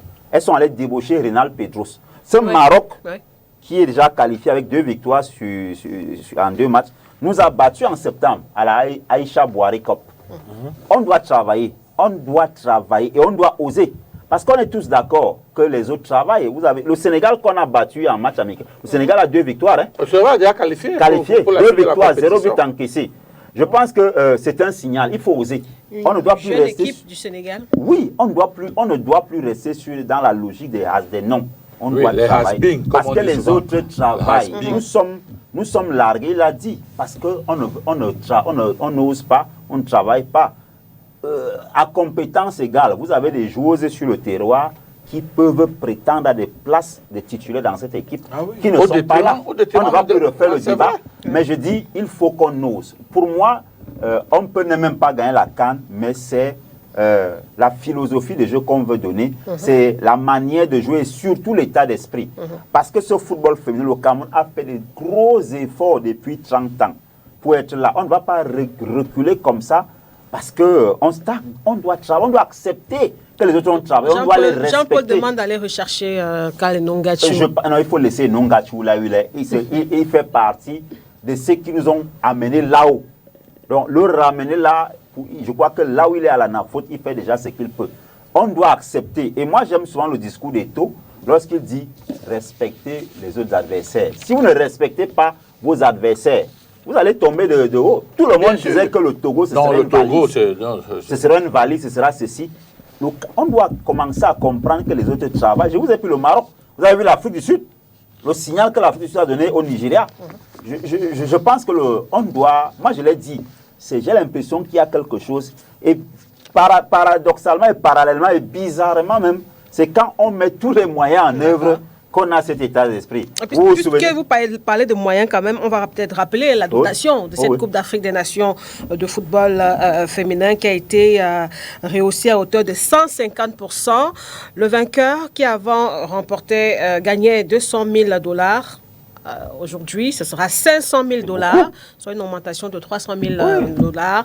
Finaliste, 175 000 $ avant. Aujourd'hui, ce sera 300 000 $. On va quand même rappeler pour les demi-finalistes, on est passé de 125 000 $ à 225 000 $ pour cette édition. Pour les quarts de finalistes, il n'y en avait pas lors des précédentes éditions.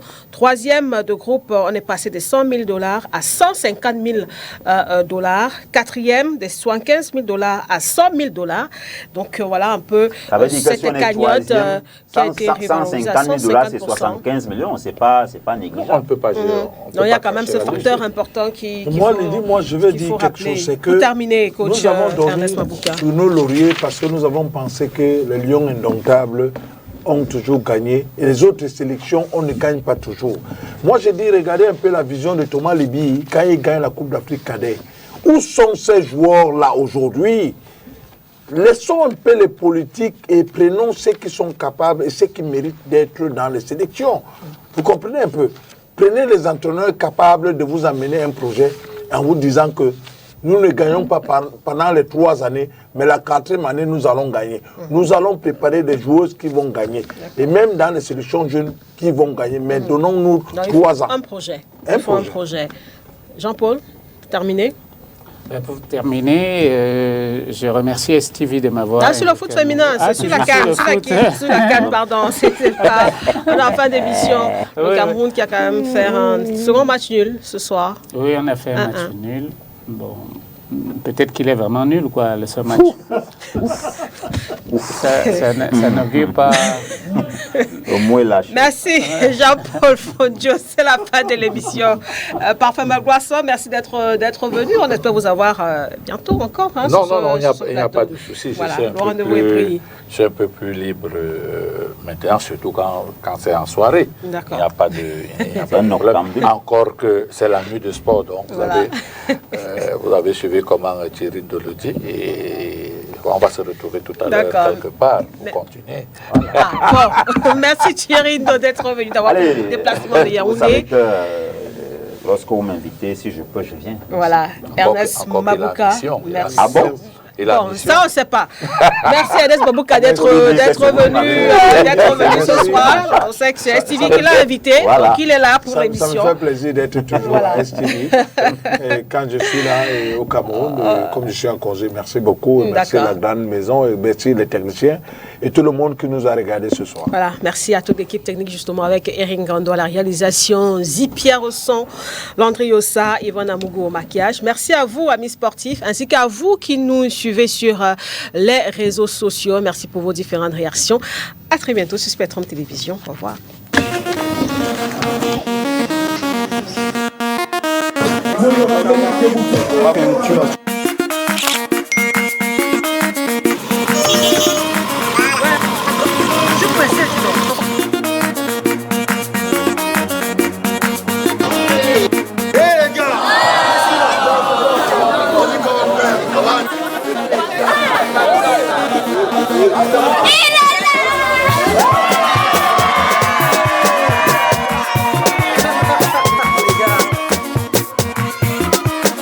Comblez votre soif de sensations nouvelles avec Cristal, votre gamme de saveurs fruitées, allégées en sucre et en gaz. Crystal Drink, cristallisez vos envies.